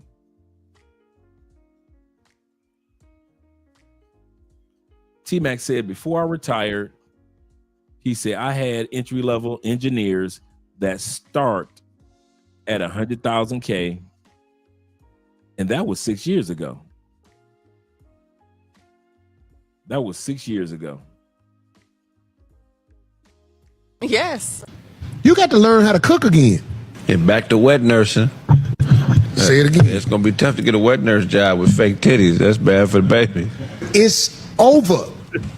It's time to be accountable for who you are. They allowed you to hide on the porch and act like you was better than the brothers they wouldn't even let on the porch. Guess what? You're pretty. You have a car. You have a car. You have a car. You have a car. You have a car. You have a job. You got your own money. Black women, I hear y'all out here getting degrees and stuff. Drop your degree in the comment and let these people know you standing 10 toes down, elevating, climbing that ladder, doing the things that need to be done. I celebrate you and salute. All right. 1,000. Okay, before he goes any further, I'm going to say something I never said. You know how long I've been knowing about certs and certifications that would take over degree? Starting around 2011, I was coming across articles that were saying that certs, project management was one of the first groups that they were talking about, IT certifications, and other trade school certs or licenses such as plumbing, such as HVAC. These were the future of six figures. I saw this coming in 2011. In 2011, now mind you, I'm already in a solidified career at that time period as an academic college recruiter. But because I saw that, I saw the devaluing of the degree. The degree, notice, as the associates lost its value. And then years later, the bachelor's has gone down quite a bit. Your master's, your doctorate, as certs have gone up, and trade schools and licensings have gone up. Take it from a dude that was an academic college recruiter. I saw the value of degrees going down year after year after year. Now, I'm not saying don't get a degree, don't get an education, because degrees open up doors of networking. It's not just about the education. It's also about the people that you meet and the people skills that you acquire while you're in college. But I will say this. If you're not a 4-year degree person, this is the time for it. If you are not a 4-year degree type of person, and you're not a hands-on getting a license like truck driving, like plumbing, like HVAC, meaning heating and air conditioning. If you're not a hands-on type of dude, but you really are a researcher and a tech type of guy, this is the era for it before it gets flooded. It's not even flooded yet. It's nowhere near flooded. Tech is not flooded. But I'm here to tell you, if you one of those people that just thinking about like women do, going back to school, going back, let them do that. Let the ladies play with those degrees. Take it from a dude that was in that field.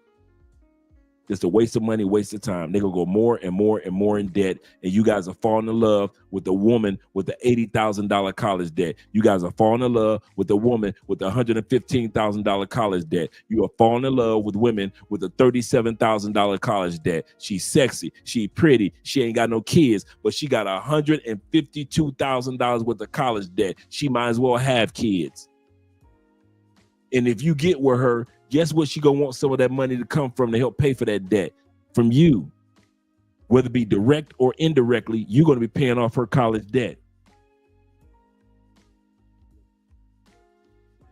Yeah.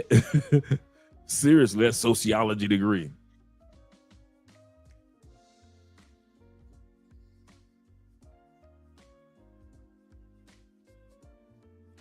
Yeah. Yeah.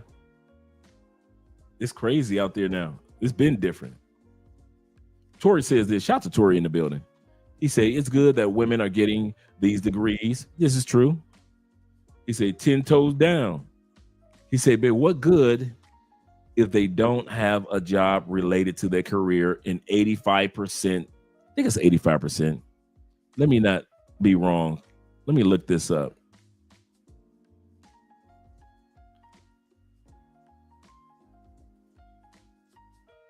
What percentage of women that have a degree work in the field in which they went to school for?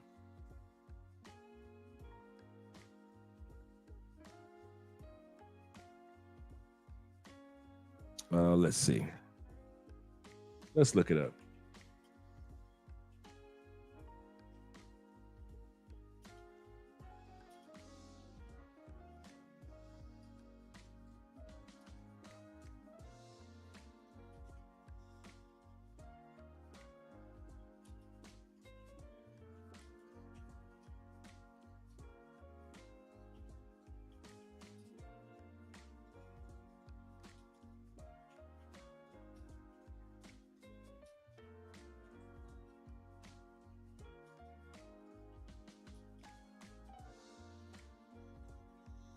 Let us see.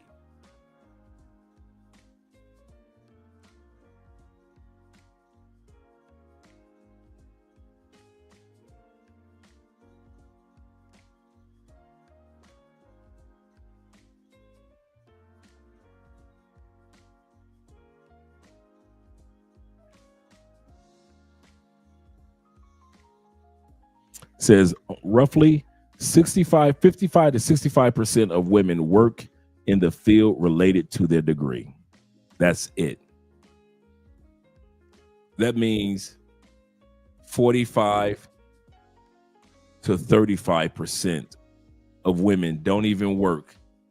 Paid all that money, spent all those years getting an education, and they don't even work in that field. They don't even work in that field. including STEM. Only 55 to 65% of women in STEM who earn a degree in STEM work in STEM. Science, technology, engineering, mathematics.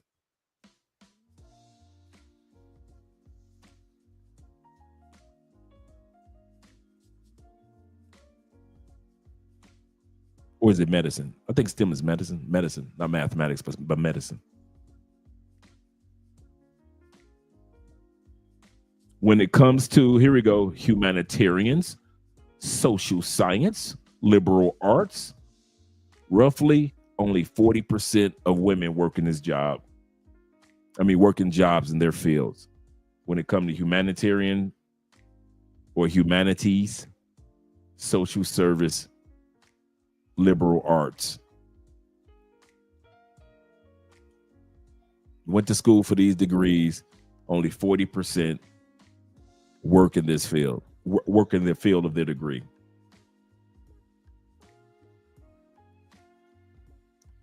Just to flex it, just to say it, just to have something to say. Just to have something to say. Yep. Let's go back to the video, gentlemen. 41,460. This is how much undergraduate loan debt Black or African American women are in. Okay? That's how much debt they're in. Okay? Let's look over. And I use this stat all the time. 74% of Black women earn less than $50,000. So that means I don't care what your degree is in. I'm a PhD. I don't care if you got a PhD, a master's, or whatever. You putting your life on hold, your career, build whatever. 74, 3 out of 4 Black women earn less than $25 an hour. That means you will not be able to live except from paycheck to paycheck. 3 out of 4. 9% of Black women earn in excess of $75,000. That's New York City to California. So don't give me this bullshit that, well, I know people who make more because I live in New York City. That's the number. You're spending so much money on rent that you can't even afford to go out, because then that's another $100, $50 or whatever. So it's like sometimes when you move to these cities, when you have these luxury apartments, you do become lonely. And I think that that's something that kind of happened in our generation. Black women will have depression and then go get a master's degree, or maybe a PhD, or maybe go to law school. And according to statistics, Black women are one of the most educated demographics in the US, if not the most educated. I find this so funny because instead of us going to therapy, we're like, okay, if I'm gonna be sad, might as well be busy while I'm being sad. College is sending Black people into debt for lifelong poverty in the form of student loans. We have to prepare our children not for college, but for economic self-development. The dominant narrative of public education in America is to prepare children to go to college. Schools exist to get your child into college. For African children, that's not a worthy goal because college doesn't guarantee opportunity. It doesn't even guarantee a job. A lot of our younger girls go to college to prove that they don't need a man. Oh, I ain't looking for no husband in college. I'm focused on getting my bag. You know, none of these men can't do nothing for me. I can do it all by myself. Hence why whenever we see a lot of these younger dentists or nurses and stuff like that in a lot of different demographics, they all come out of school with a ring on. They had the whole mentality, you know, you get a ring by spring. Because they knew while I'm pursuing this career, I also need to keep my eyes on the prize and find me a husband as well. Our mindsets are backwards. Our mindsets are all about being divisive. The mindsets that our younger girls are growing up in is contrary to what a lot of these other cultures are opening their eyes to. They kicking all y'all off the porch. I see what's happening with money. Oh man, money is finna be scarce. You're gonna have to Learn how to be a person who can take care of a household, and you're gonna have to bow down to something greater than yourself. Your bitch is gonna be worthless. I'm talking about worthless. The only thing you're gonna have is your body to sell, and the cost that people are willing to pay for you is gonna be so disrespectful what they'll pay to other bitches. Don't you see what's happening? Motherfuckers is getting bitches $25,000 a cheek. What they giving you? You're not gonna get that. You're gonna get enough to have to come back. Because that's how we supposed to pay bitches. You're supposed to pay them in a way where they can't go out there and get on their feet with this. They'll be back. I got plenty of bitches that told me, Corey, you can go to hell. I'm like, all right, what you finna get your life together? You're not finna do that. You'll be back. Baby, I'm old school. I don't know if you like me unless you give me some money. It's my money. I'm not gonna spend it. Black girls, we not doing this shit. No! The fact that it's 60 degrees and y'all know it's been winter. So I'm like, okay, I need to go ahead and get my car washed. So here I am, driving out to the city, thinking about what car wash I want to go to. But yet and still, motherfuckers be trying to blow me up. So how about this? I need my car wash. Get my car wash. Why not? Why not? And I know people, oh, it's just $20. I got the $20, but I want to spend yours. You're the one in my phone. What you doing? What you doing? What you doing? What you doing me to death? Come get my car washed. Vacuum my car. Wipe the windows. Like, where the fuck happens to the niggas from 2010? That era, like 2007 to 2014 was the time to be alive. Like these tight jean, purse wearing, they want to be passenger princess niggas. I don't know who made these niggas, but I'm not vouching for these niggas, and I don't want one. I remember when a nigga was proud to give you money to get you out of his face, and like, I'll catch up with you later. I know y'all remember that. Like, I know y'all do. I was a part of that era. Like, these fruity cowboys, I can't. Okay, for one, you gotta pay where you stay, okay? And for all you motherfuckers out here that say, why is it always about money? Bitch, that tells me you're not an adult. Because if you're an adult, you'll... Women love to call men bitches these days. I caught that. Understand everything is about money. It ain't now motherfucking hotel around here gonna let you stay one night, 1 hour for free. Okay? Everything costs. The same nigga talking about why everything gotta be about money is the same nigga roommating with somebody, staying with his parents, leaving with his girl, and his girl pay most of the bills, bro. Like, y'all need to chill out with that. If you somebody that pay all your motherfucking bills, you understand that everything costs. I wish women really understood nowadays how horrible we present. Everything my good sis said in this post is absolutely accurate. We as Black women in general have to stop lowering the value of our men to money. Yes, money is important. Yes, we need it to live. Yes, all of that. We are capable. But if all they see is a whole bunch of women online all the time talking about their money and not talking about the value they provide, not talking about how we can lift each other up, how we can be a support system. And it's a two-way street. There's rhetoric on their side that is toxic and nasty too. I want us to heal our community. I want us to be better as better partners, friends, the whole nine. So let's stop lowering our men to monetary value and judge them with their true character. If you know this, why do women keep doing it? When y'all gonna have an era where y'all say, you know what? Fuck all the niggas, all the bitches want. Let's start dating the men that we know gonna be good for us. The men that we don't look at. What's the question? I'm asking you, why y'all don't date the men that you know is good for you versus the man that every woman want, that you clearly know he got old. So are you insinuating that we chase like a certain type of man? Like yes, you do. Y'all, I mean, it's inevitable. Tall, dark, and handsome with some money. He ain't gotta be tall, dark, and handsome if he got more. It start with the pockets, because a lot of women talk about all this short man shit, this ugly man shit, and he this and that. Right, hold on. Mayweather is shorter than every motherfucker in here. I don't know one woman that turn him down. So you feel me? So when a woman say shit like you're not tall enough, I just look at her as like she just saying he ain't got enough money for her. Like real shit. They be into guys That's a good point.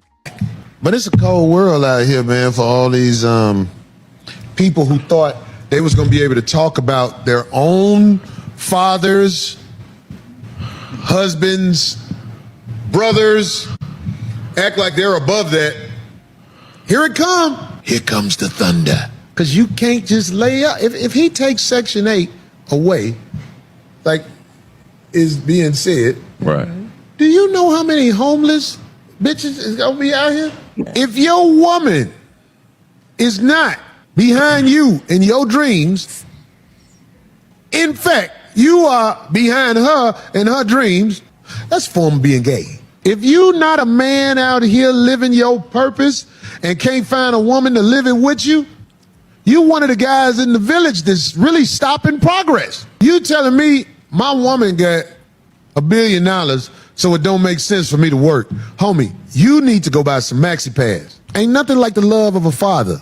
That's why the women want to destroy the image of the father. The love of the father is the greatest thing ever.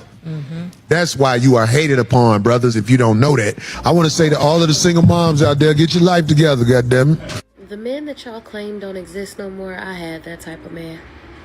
I had him.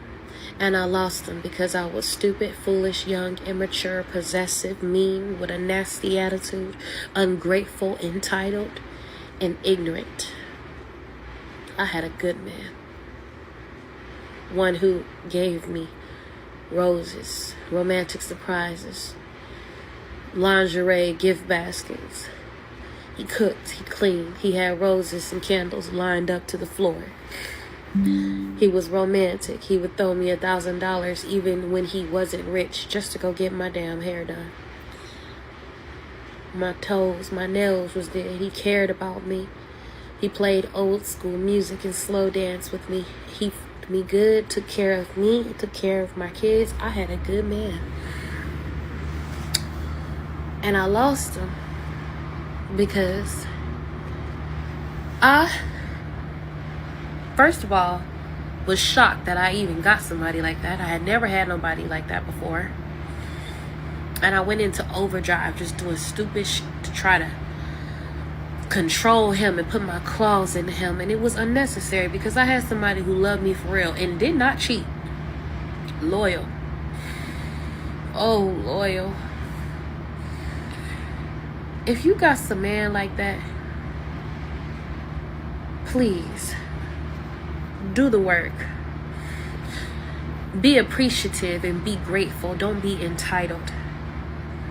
Do kind and nice things for him. Don't just be a taker. Give back. Respect him. Oh, respect him. Because that man, baby, he gone. He with a new woman. And she looked happy as hell. She looked happy as I did when I was with him. I'm happy for her. You live, you learn. But I'm here to tell you, you guys always say, oh, there's no good men that don't exist. They exist, but they are rare. And if they came into your life, take this message as go get some therapy, go get some help, go heal, go work on yourself, and pour back into that man. Because a good man will wake up one day. Good men are not blinded to the fact that they are a wonderful person to be with. They just love your ass. And when they love you, they stay and they stay and they stay and they stay because they hoping you will get it together one day. They're not staying with you because they don't know that they're a good man and they may not be able to get anything else. Oh, baby, he know. He counting down on your clock. He counting down on your clock. So work on yourself. Don't lose no good man, because I'm going to tell you, they are rare. And since I've been out here in these streets, it ain't nothing for me in these streets. They all trash. That's all. That's the tea. That's the word. I hope I can help somebody today. I wish women really understood nowadays how horrible we present ourselves on social media and publicly when it comes to conversations about money and men making money. It blows my mind whenever I come across a post on social media of a woman who announces her pregnancy and she's pregnant by like a rapper, like a pro athlete or something. And there are thousands of comments from women under that post saying, God, please, when is it going to be my turn? Lord, please send me my millionaire. There are whole pages on TikTok and Instagram dedicated to teaching women how to sniff out millionaires and how to sniff out men with money. I just want to know, how did we get to this place collectively as women?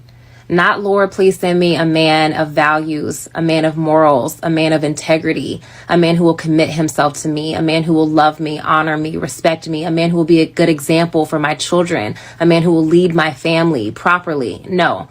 Just send me a man who's a millionaire and I'm going to figure the rest out on the back end. Imagine being a good man. Imagine being one of the men that I just described.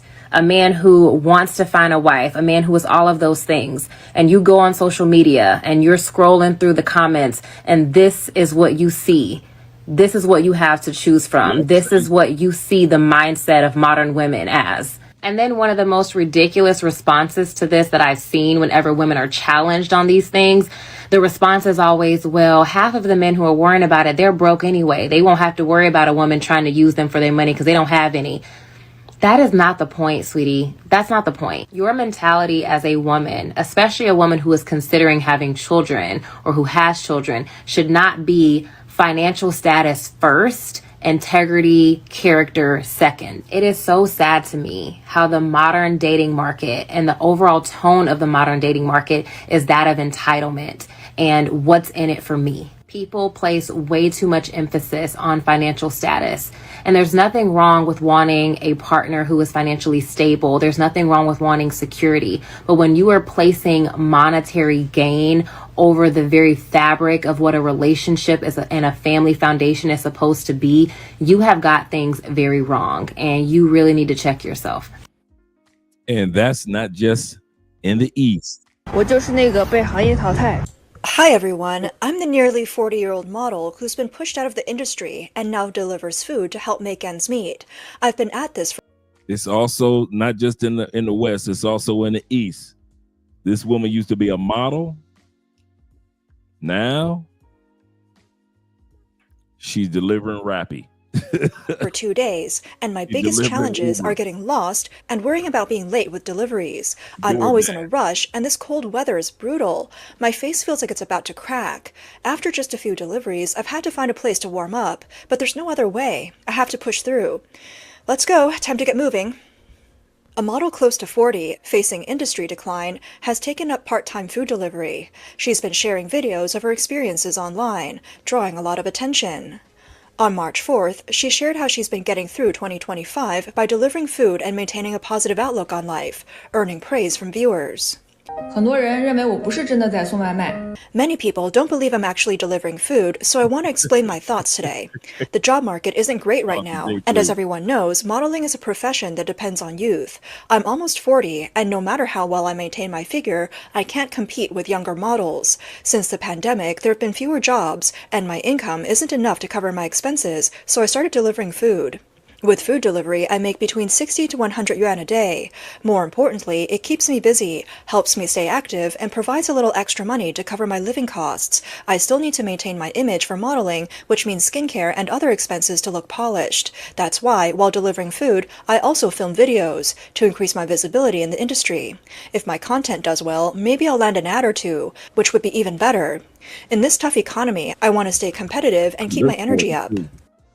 One person commented, "You're amazing. I wouldn't even know how to deliver food." Another said, "You don't have to prove anything to anyone. You're already doing great." Many middle-aged workers who lost their jobs have turned to food delivery, while others with unstable employment also take it on as a side gig. For example, in Beijing, the number of food delivery workers in the first half of last year surged by an astonishing 49.7% compared to the previous year.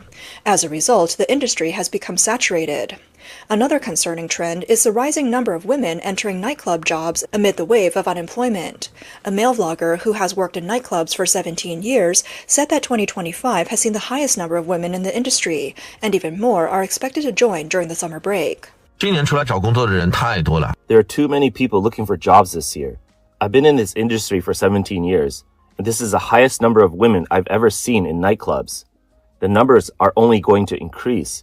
Over the past 2 years, countless brick-and-mortar stores have shut down, fresh graduates are unemployed, and many entrepreneurs have failed, leaving them in deep debt. Some people can't even pay their mortgages or car loans. Even government employees in some areas aren't receiving their salaries on time. Many of these women are turning to nightclubs. Even the government employees don't even get their money. A venue that used to have 200 staff now has 300 to 400, but at least 10% of them don't even get shifts every night. Others have gone into foot massage parlors, dance halls, or live stream selling. In major cities like Shanghai, Hangzhou, and Chengdu, the number of nightclub workers has surpassed 1 million. I expect even more people to enter the industry this summer. What do you all think? Another vlogger analyzed 4 reasons behind this trend. 第一，实体经济不行了，很多整容的大长腿啊。 The first reason is a struggling economy. Many women who have had cosmetic surgery are under financial pressure to repay their debts, so they turn to nightclub work. Second, the live streaming industry isn't as profitable as before. Even influencers with thousands or tens of thousands of followers aren't making much money, so they return to nightclub jobs. Third, many Gen Z women, especially those without higher education or specialized skills, enter the industry to make a living while they're young. And finally, college graduates struggle to find decent jobs and don't want to work a 9-to-5 job for just 2,000 or 3,000 yuan a month, so they opt for nightclub work instead. There's also the rise of so-called escort models, young women who claim to be in modeling or acting, but are actually involved in gray area professions like transactional relationships or sex work. A female vlogger who helps students study abroad in Singapore said she recently had a surprising client, a high-end escort from Shanghai who wanted to move to Singapore as a student to make money. 就前段时间我接待了一位来咨询新加坡留学的女生。 Not long ago, I met a young woman who was interested in studying abroad in Singapore. She was incredibly beautiful, dressed in expensive designer clothes, and carried herself with confidence. At first, I thought she was a wealthy heiress from Jiangsu, Zhejiang, or Shanghai, someone with family connections who just wanted an overseas degree for prestige, but her questions were nothing like those of typical students. Instead of asking about universities or courses, she focused on income opportunities in Singapore, the average salaries of locals, and even whether students there were generally attractive. The most shocking part was when she asked if I knew anyone who could alter her birth date on official documents. Then I realized her intentions weren't purely academic. Later, I did some digging and found that she was actually an escort model from Shanghai. Through plastic surgery and careful branding, she had built up an image of wealth and sophistication.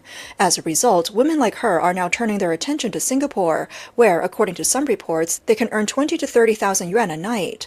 This reminded me of history, how during the late Qing dynasty, poor families from Fujian and Guangdong had no choice but to travel to Malaysia for work as rubber tappers and construction laborers. But now the ones going overseas aren't impoverished laborers, but self-made socialites from Jiangsu, Zhejiang, and Shanghai, using student visas as a cover to enter the high-end escort scene. The shift is both astonishing and disheartening. Independent commentator Du Zheng remarked that the financial hardship is no excuse for moral decline. In China today, people mock poverty, but then turn a blind eye to prostitution. After decades of atheism promoted by the Chinese Communist Party, many young people lack a strong moral compass. While selling one's body may seem like an easy way to make money, the physical and emotional toll is severe, leaving many of these women in a tragic situation. As China's economic troubles deepen, unemployment is becoming a widespread concern. On platforms like Douyin, Kuaishou, and Xiaohongshu, discussions about joblessness are everywhere. Some users share their struggles, some complain about workplace discrimination, while others express frustration and helplessness. Among the unemployed, women seem to face even greater challenges. Many social media posts detail the hardships women encounter, whether as business owners or as employees. One vlogger pointed out that age 35 has become a red line for women seeking jobs. Once a woman turns 35, it's like she's broken some unspoken rule. Most job postings say they're only looking for candidates under 35. Women are the toughest group out there. We juggle work, family responsibilities, relationships. Man, they tell them if you're over 35 on the applicants. You know, that's illegal in the States, but looks like in China, they could just straight tell you, if you're under 35, don't even apply. and childcare. We can hold a thermometer in one hand while fixing a PowerPoint presentation with the other. But when we apply for jobs, even female recruiters just nod sympathetically and never call back. Another woman shared how hard it was to find a new job after quitting, saying even 30 feels like the cutoff. 现在找工作真是好难好难呀。 Finding a job is unbelievably difficult. Once you hit 30, it feels like you're automatically rejected.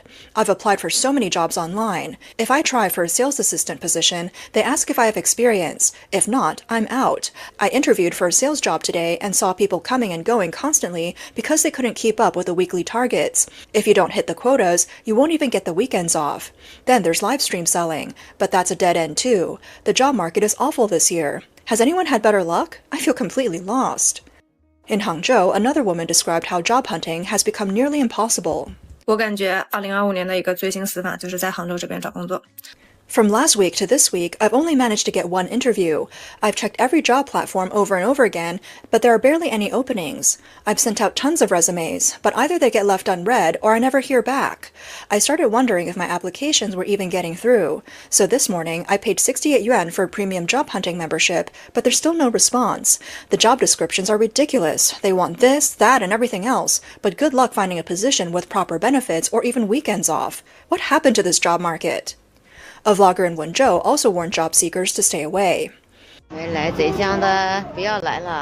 you haven't come to Zhejiang yet, don't. Look at the so-called job seekers bridge. So many people standing around with no work. You might as well stay home and farm. One woman walking down the street broke down in tears, overwhelmed by job hunting. 我感觉就是 I feel like I can't find a job anywhere. It's just so hard. I can't even get interviews. Even for jobs that aren't that great, they still don't want me. Am I really being cast aside at age 28? I don't know what to do. I feel lost, completely lost. What else am I supposed to do? On March 11th, a woman in Henan made headlines for her long daily commute. Earning 4,600 yuan a month, she drives 110 kilometers across cities to get work. The topic quickly became the #1 trending discussion on Weibo. According to Chinese media reports, the woman, surnamed Dong, lives in Xingyang, Henan, and works in Jiaozhou, Henan. She posted about her long commute online, sparking heated discussions. However, she noted that more than 10 of her colleagues also commute across cities like she does. Meanwhile, a former HR professional with 6 years of experience shared her struggle in finding a job. Though feeling frustrated, she tried to stay positive. Hello, 大家好，我是妮妮妈妈。 Hi everyone, I'm Nini's mom. Honestly, it's a bit embarrassing to say this, but after 6 years in HR, I still can't find a job. But then I think, in this economy, it's normal, right? No need to stress too much, right? Today, I even did some part-time work and earned a little money, so I'm not completely giving up. It's just a matter of time. I'll find something eventually. Let's keep going. Others have noticed that online job platforms rarely have any new postings. 你们有没有发现，现在刷 Boss 已经没有什么新的东西出来了？ Have you noticed that there's nothing new on job sites like Boss Zhiping anymore? Every day, I scroll and see the same companies, the same positions. They've been hiring for so long, but still haven't found anyone. And I've been job hunting for so long, but I still haven't found a job. I keep wondering, why don't they just hire me? The difficulty of finding work after graduation is one of China's biggest challenges. More and more university graduates are joining the ranks of the unemployed. In 2024, China had 11.8 million fresh graduates, but according to a report by Zhaopin, the employment rate among them fell from 57.6% in the previous year to 55.5%, meaning nearly half of graduates remain jobless. Looking ahead to 2025, an even larger wave of 12.2 million graduates is expected. With last year's job market already unable to absorb all university graduates, the addition of 430,000 more job seekers will only make youth unemployment worse. A female university student questioned what the future holds for China's graduate students. 是安徽的，安徽一个农村的，我妈是一位农民工。 I'm from a rural village in Anhui. My mom is a migrant worker, and she spent her life's hard-earned money to put me through college. But in the end, I can't even find a decent job. My mom is getting older. She never expected that after struggling for years as a cheap laborer, she would end up raising a daughter who is now just as cheap in the job market. The jobs I've applied for offer salaries around 3,000 yuan a month. That's all it takes to hire graduates like us now. But you can't even find a migrant worker willing to work for that little anymore. My mom worked for low wages to support me, hoping I'd have a better future, but now I'm earning the same or even less than she did. She added that after a month of job hunting, she's completely exhausted. Many of her male classmates have turned to food delivery, while the female ones have started live streaming. There's a popular joke in China. The delivery guys watch live streams when they take breaks, and the live streamers order food deliveries when they're hungry. The money from deliveries goes to tipping live streamers, and the money from streaming goes back to ordering food. She lamented, "Our parents worked so hard to put us through college, but we can't even find real jobs. We eat so much takeout that our health is suffering. It makes me wonder, are universities really here to educate us, or just to keep professors employed? Are we here to support the local businesses around our schools? College students help sustain so many industries, but no one is solving our employment problem." In response to the crisis, Chinese authorities are pushing graduates to take jobs in remote rural areas under initiatives like the Western Development Program. Political commentator Cai Shin-kun told Radio Free Asia that China's unemployment problem has become a national crisis. Even programs like the Western Development Plan can't create enough jobs. He estimated that China's real youth unemployment rate is at least 40%, far higher than the official figures. Even encouraging young people to work at the grassroots level or in rural areas won't fix the issue. Tsai said, in the past, local governments kept expanding their workforce, but now they can't afford to keep hiring. That's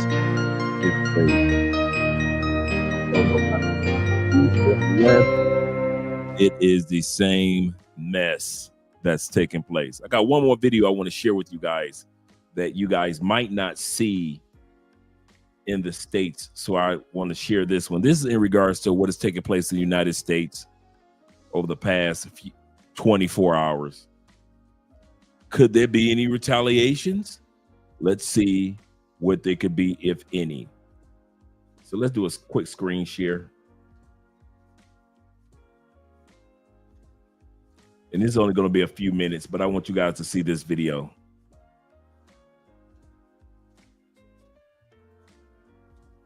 After announcing a 2-week deadline to decide whether or not to enter the Israel-Iran war, in just 2 days, US President Donald Trump bombed Iran's nuclear sites. These precise American strikes using B-52 bombers came despite serious warning from the Iranian regime. Iran says it reserves all options to defend its sovereignty. It also slammed Washington, saying the US will stop at no illegality or crime to support Israel. Now, Iranian state television has reportedly warned that every American citizen or military personnel in West Asia is now on Tehran's target. In fact, Iranian leaders have also warned of everlasting consequences. The Iranian supreme leader has already vowed not to surrender and warned of irreparable damage if America is involved in the war. But now that Trump has acted, let's take a look at the options before Iran's supreme leader, Ayatollah Ali Khamenei. The first option is to launch missile strikes on American bases in the region, in response to US strikes on Iranian nuclear bases. Iranian officials have specifically said that US ships and military bases would be targeted.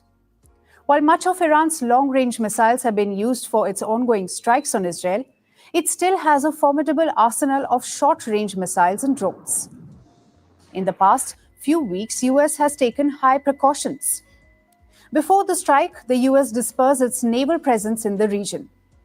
Satellite images show that the US also moved some aircraft from bases in West Asia. Now, America has maintained a military footprint in West Asia for decades.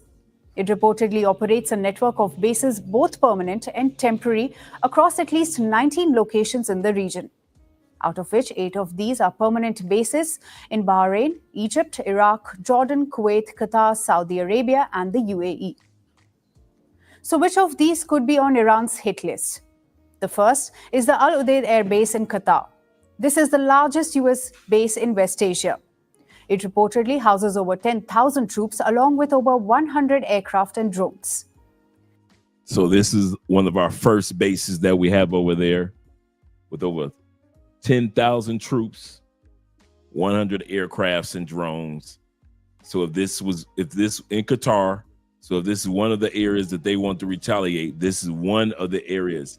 Remember, guys, we have troops everywhere, as many of you well know. Next is the Camp Arif Jan in Kuwait. There we go. Next one that they may be thinking about is our camp in Kuwait. This is a major US Army base just about 55 kilometers from Kuwait City and serves as the main logistics and command hub for operations across the region. Next is the Naval Support Activity Base in Bahrain.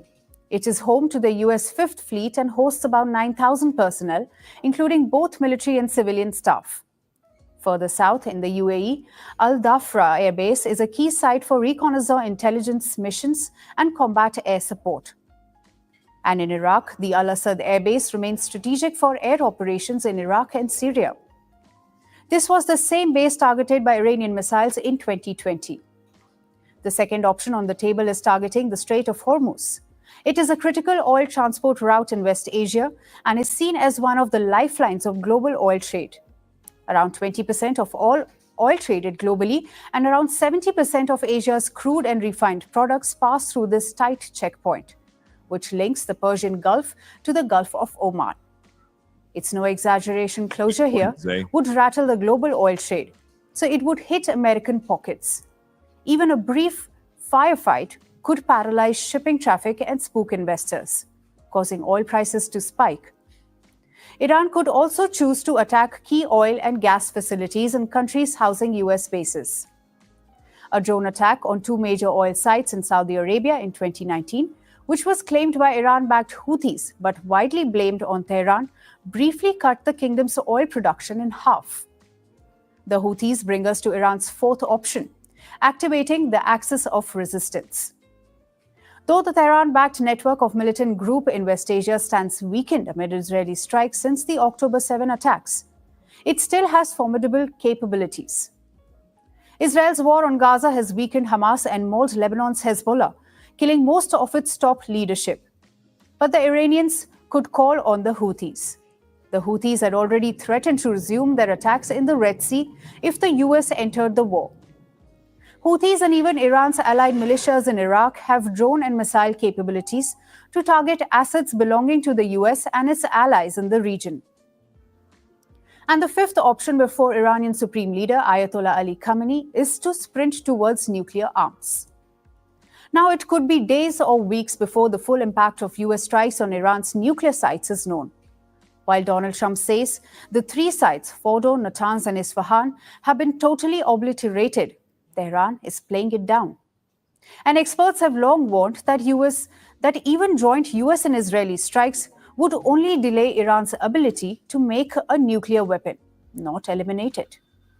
This is because Iran's nuclear program is dispersed across the country and across several sites, including hardened underground facilities. So even if Iran repairs or reconstitutes its nuclear program after US strikes, it could take Tehran some time. Until then, it could still decide fully to end its cooperation with the UN nuclear watchdog, IAEA, and abandon the Nuclear Non-Proliferation Treaty. Sean. Iran insists its program is peaceful, but it is the only non-nuclear armed state to enrich uranium up to 60%, keeping itself only a short step away from weapon-grade levels of 90%. So one thing is very clear. Donald Trump's strikes have put Ayatollah Ali Khamenei's regime in a fundamentally weak position. The Iranian regime will most likely leap at this last opportunity to save itself.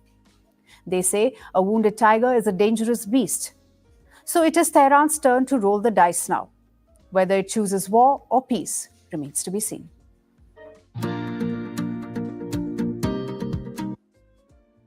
All right, I just wanted to share that little brief information that I came across earlier. Oh, yeah. It's going to be madness Monday. It's going to be madness. But either way, gentlemen, just keep our country and the rest of the countries around the world in prayer. And as for the modern ladies, all those years of bashing and talking down on men, slowly but surely coming to an end. Let's get ready for the outros, and I'll be seeing you guys mañana. Appreciate you guys being here, every one of you. Zay says none of it has to do with everyday FBAs. We are represented in the military, but mostly controlled nothing when it comes to policy. Maybe they should pay reparations in America won't fall. Maybe. Sounds like a good idea to me. Let's get ready to head up out of here, guys.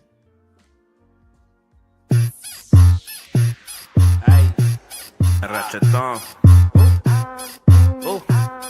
Ey, es más rap. Quiere que le dé, que le escupa en la boca. Quiere que le dé una mordida en la nalga. Quiere que le dé, por reggaetón se pone loca. Quiere que le dé, quiere que yo se la ponga. Quiere que le dé, quiere que le dé, quiere que le dé, quiere que le dé. Yo te voy a dar en el carrito boom boom. O vamos a hotel y yo rento un room. Anda apretadita y yo quebro el condón. Anda mojadita y ya viene zoom zoom. Hacemos chaca chaca con la boca me la mama. Juana la cubana bien bonita me la jala. Te viene en la noche, la saca en la mañana. Esconde a tu tía porque también tiene ganas. Que le escupa en la boca. Una mordida en la nalga. Por reggaetón se pone loca. Quiere que yo se la ponga. Quiere que le dé. Quiere que le dé. Quiere que le dé. Quiere que le dé. Ay, rachetón. Ay, es más rap. Quiere que le dé. Que le escupa en la boca. Quiere que le dé. Una mordida en la nalga. Quiere que le dé. Por reggaetón se pone loca. Quiere que le dé. Quiere que yo se la ponga. Quiere que le dé. Quiere que le dé. Quiere que le dé. Quiere que le dé. Yo te voy a dar en el carrito boom boom. O vamos a hotel y yo rento un room. Anda apretadita y yo quebro el condón. Anda mojadita y ya viene zoom zoom. Hacemos chaca chaca con la boca me la mama. Juana la cubana bien bonita me la jala. Te viene en la noche, la saca en la mañana. Esconde a tu tía porque también tiene ganas. Que le escupa en la boca. Una mordida en la nalga. Por reggaetón se pone loca. Quiere que yo se la ponga. Quiere que le dé. Quiere que le dé. Quiere que le dé. Quiere que le dé.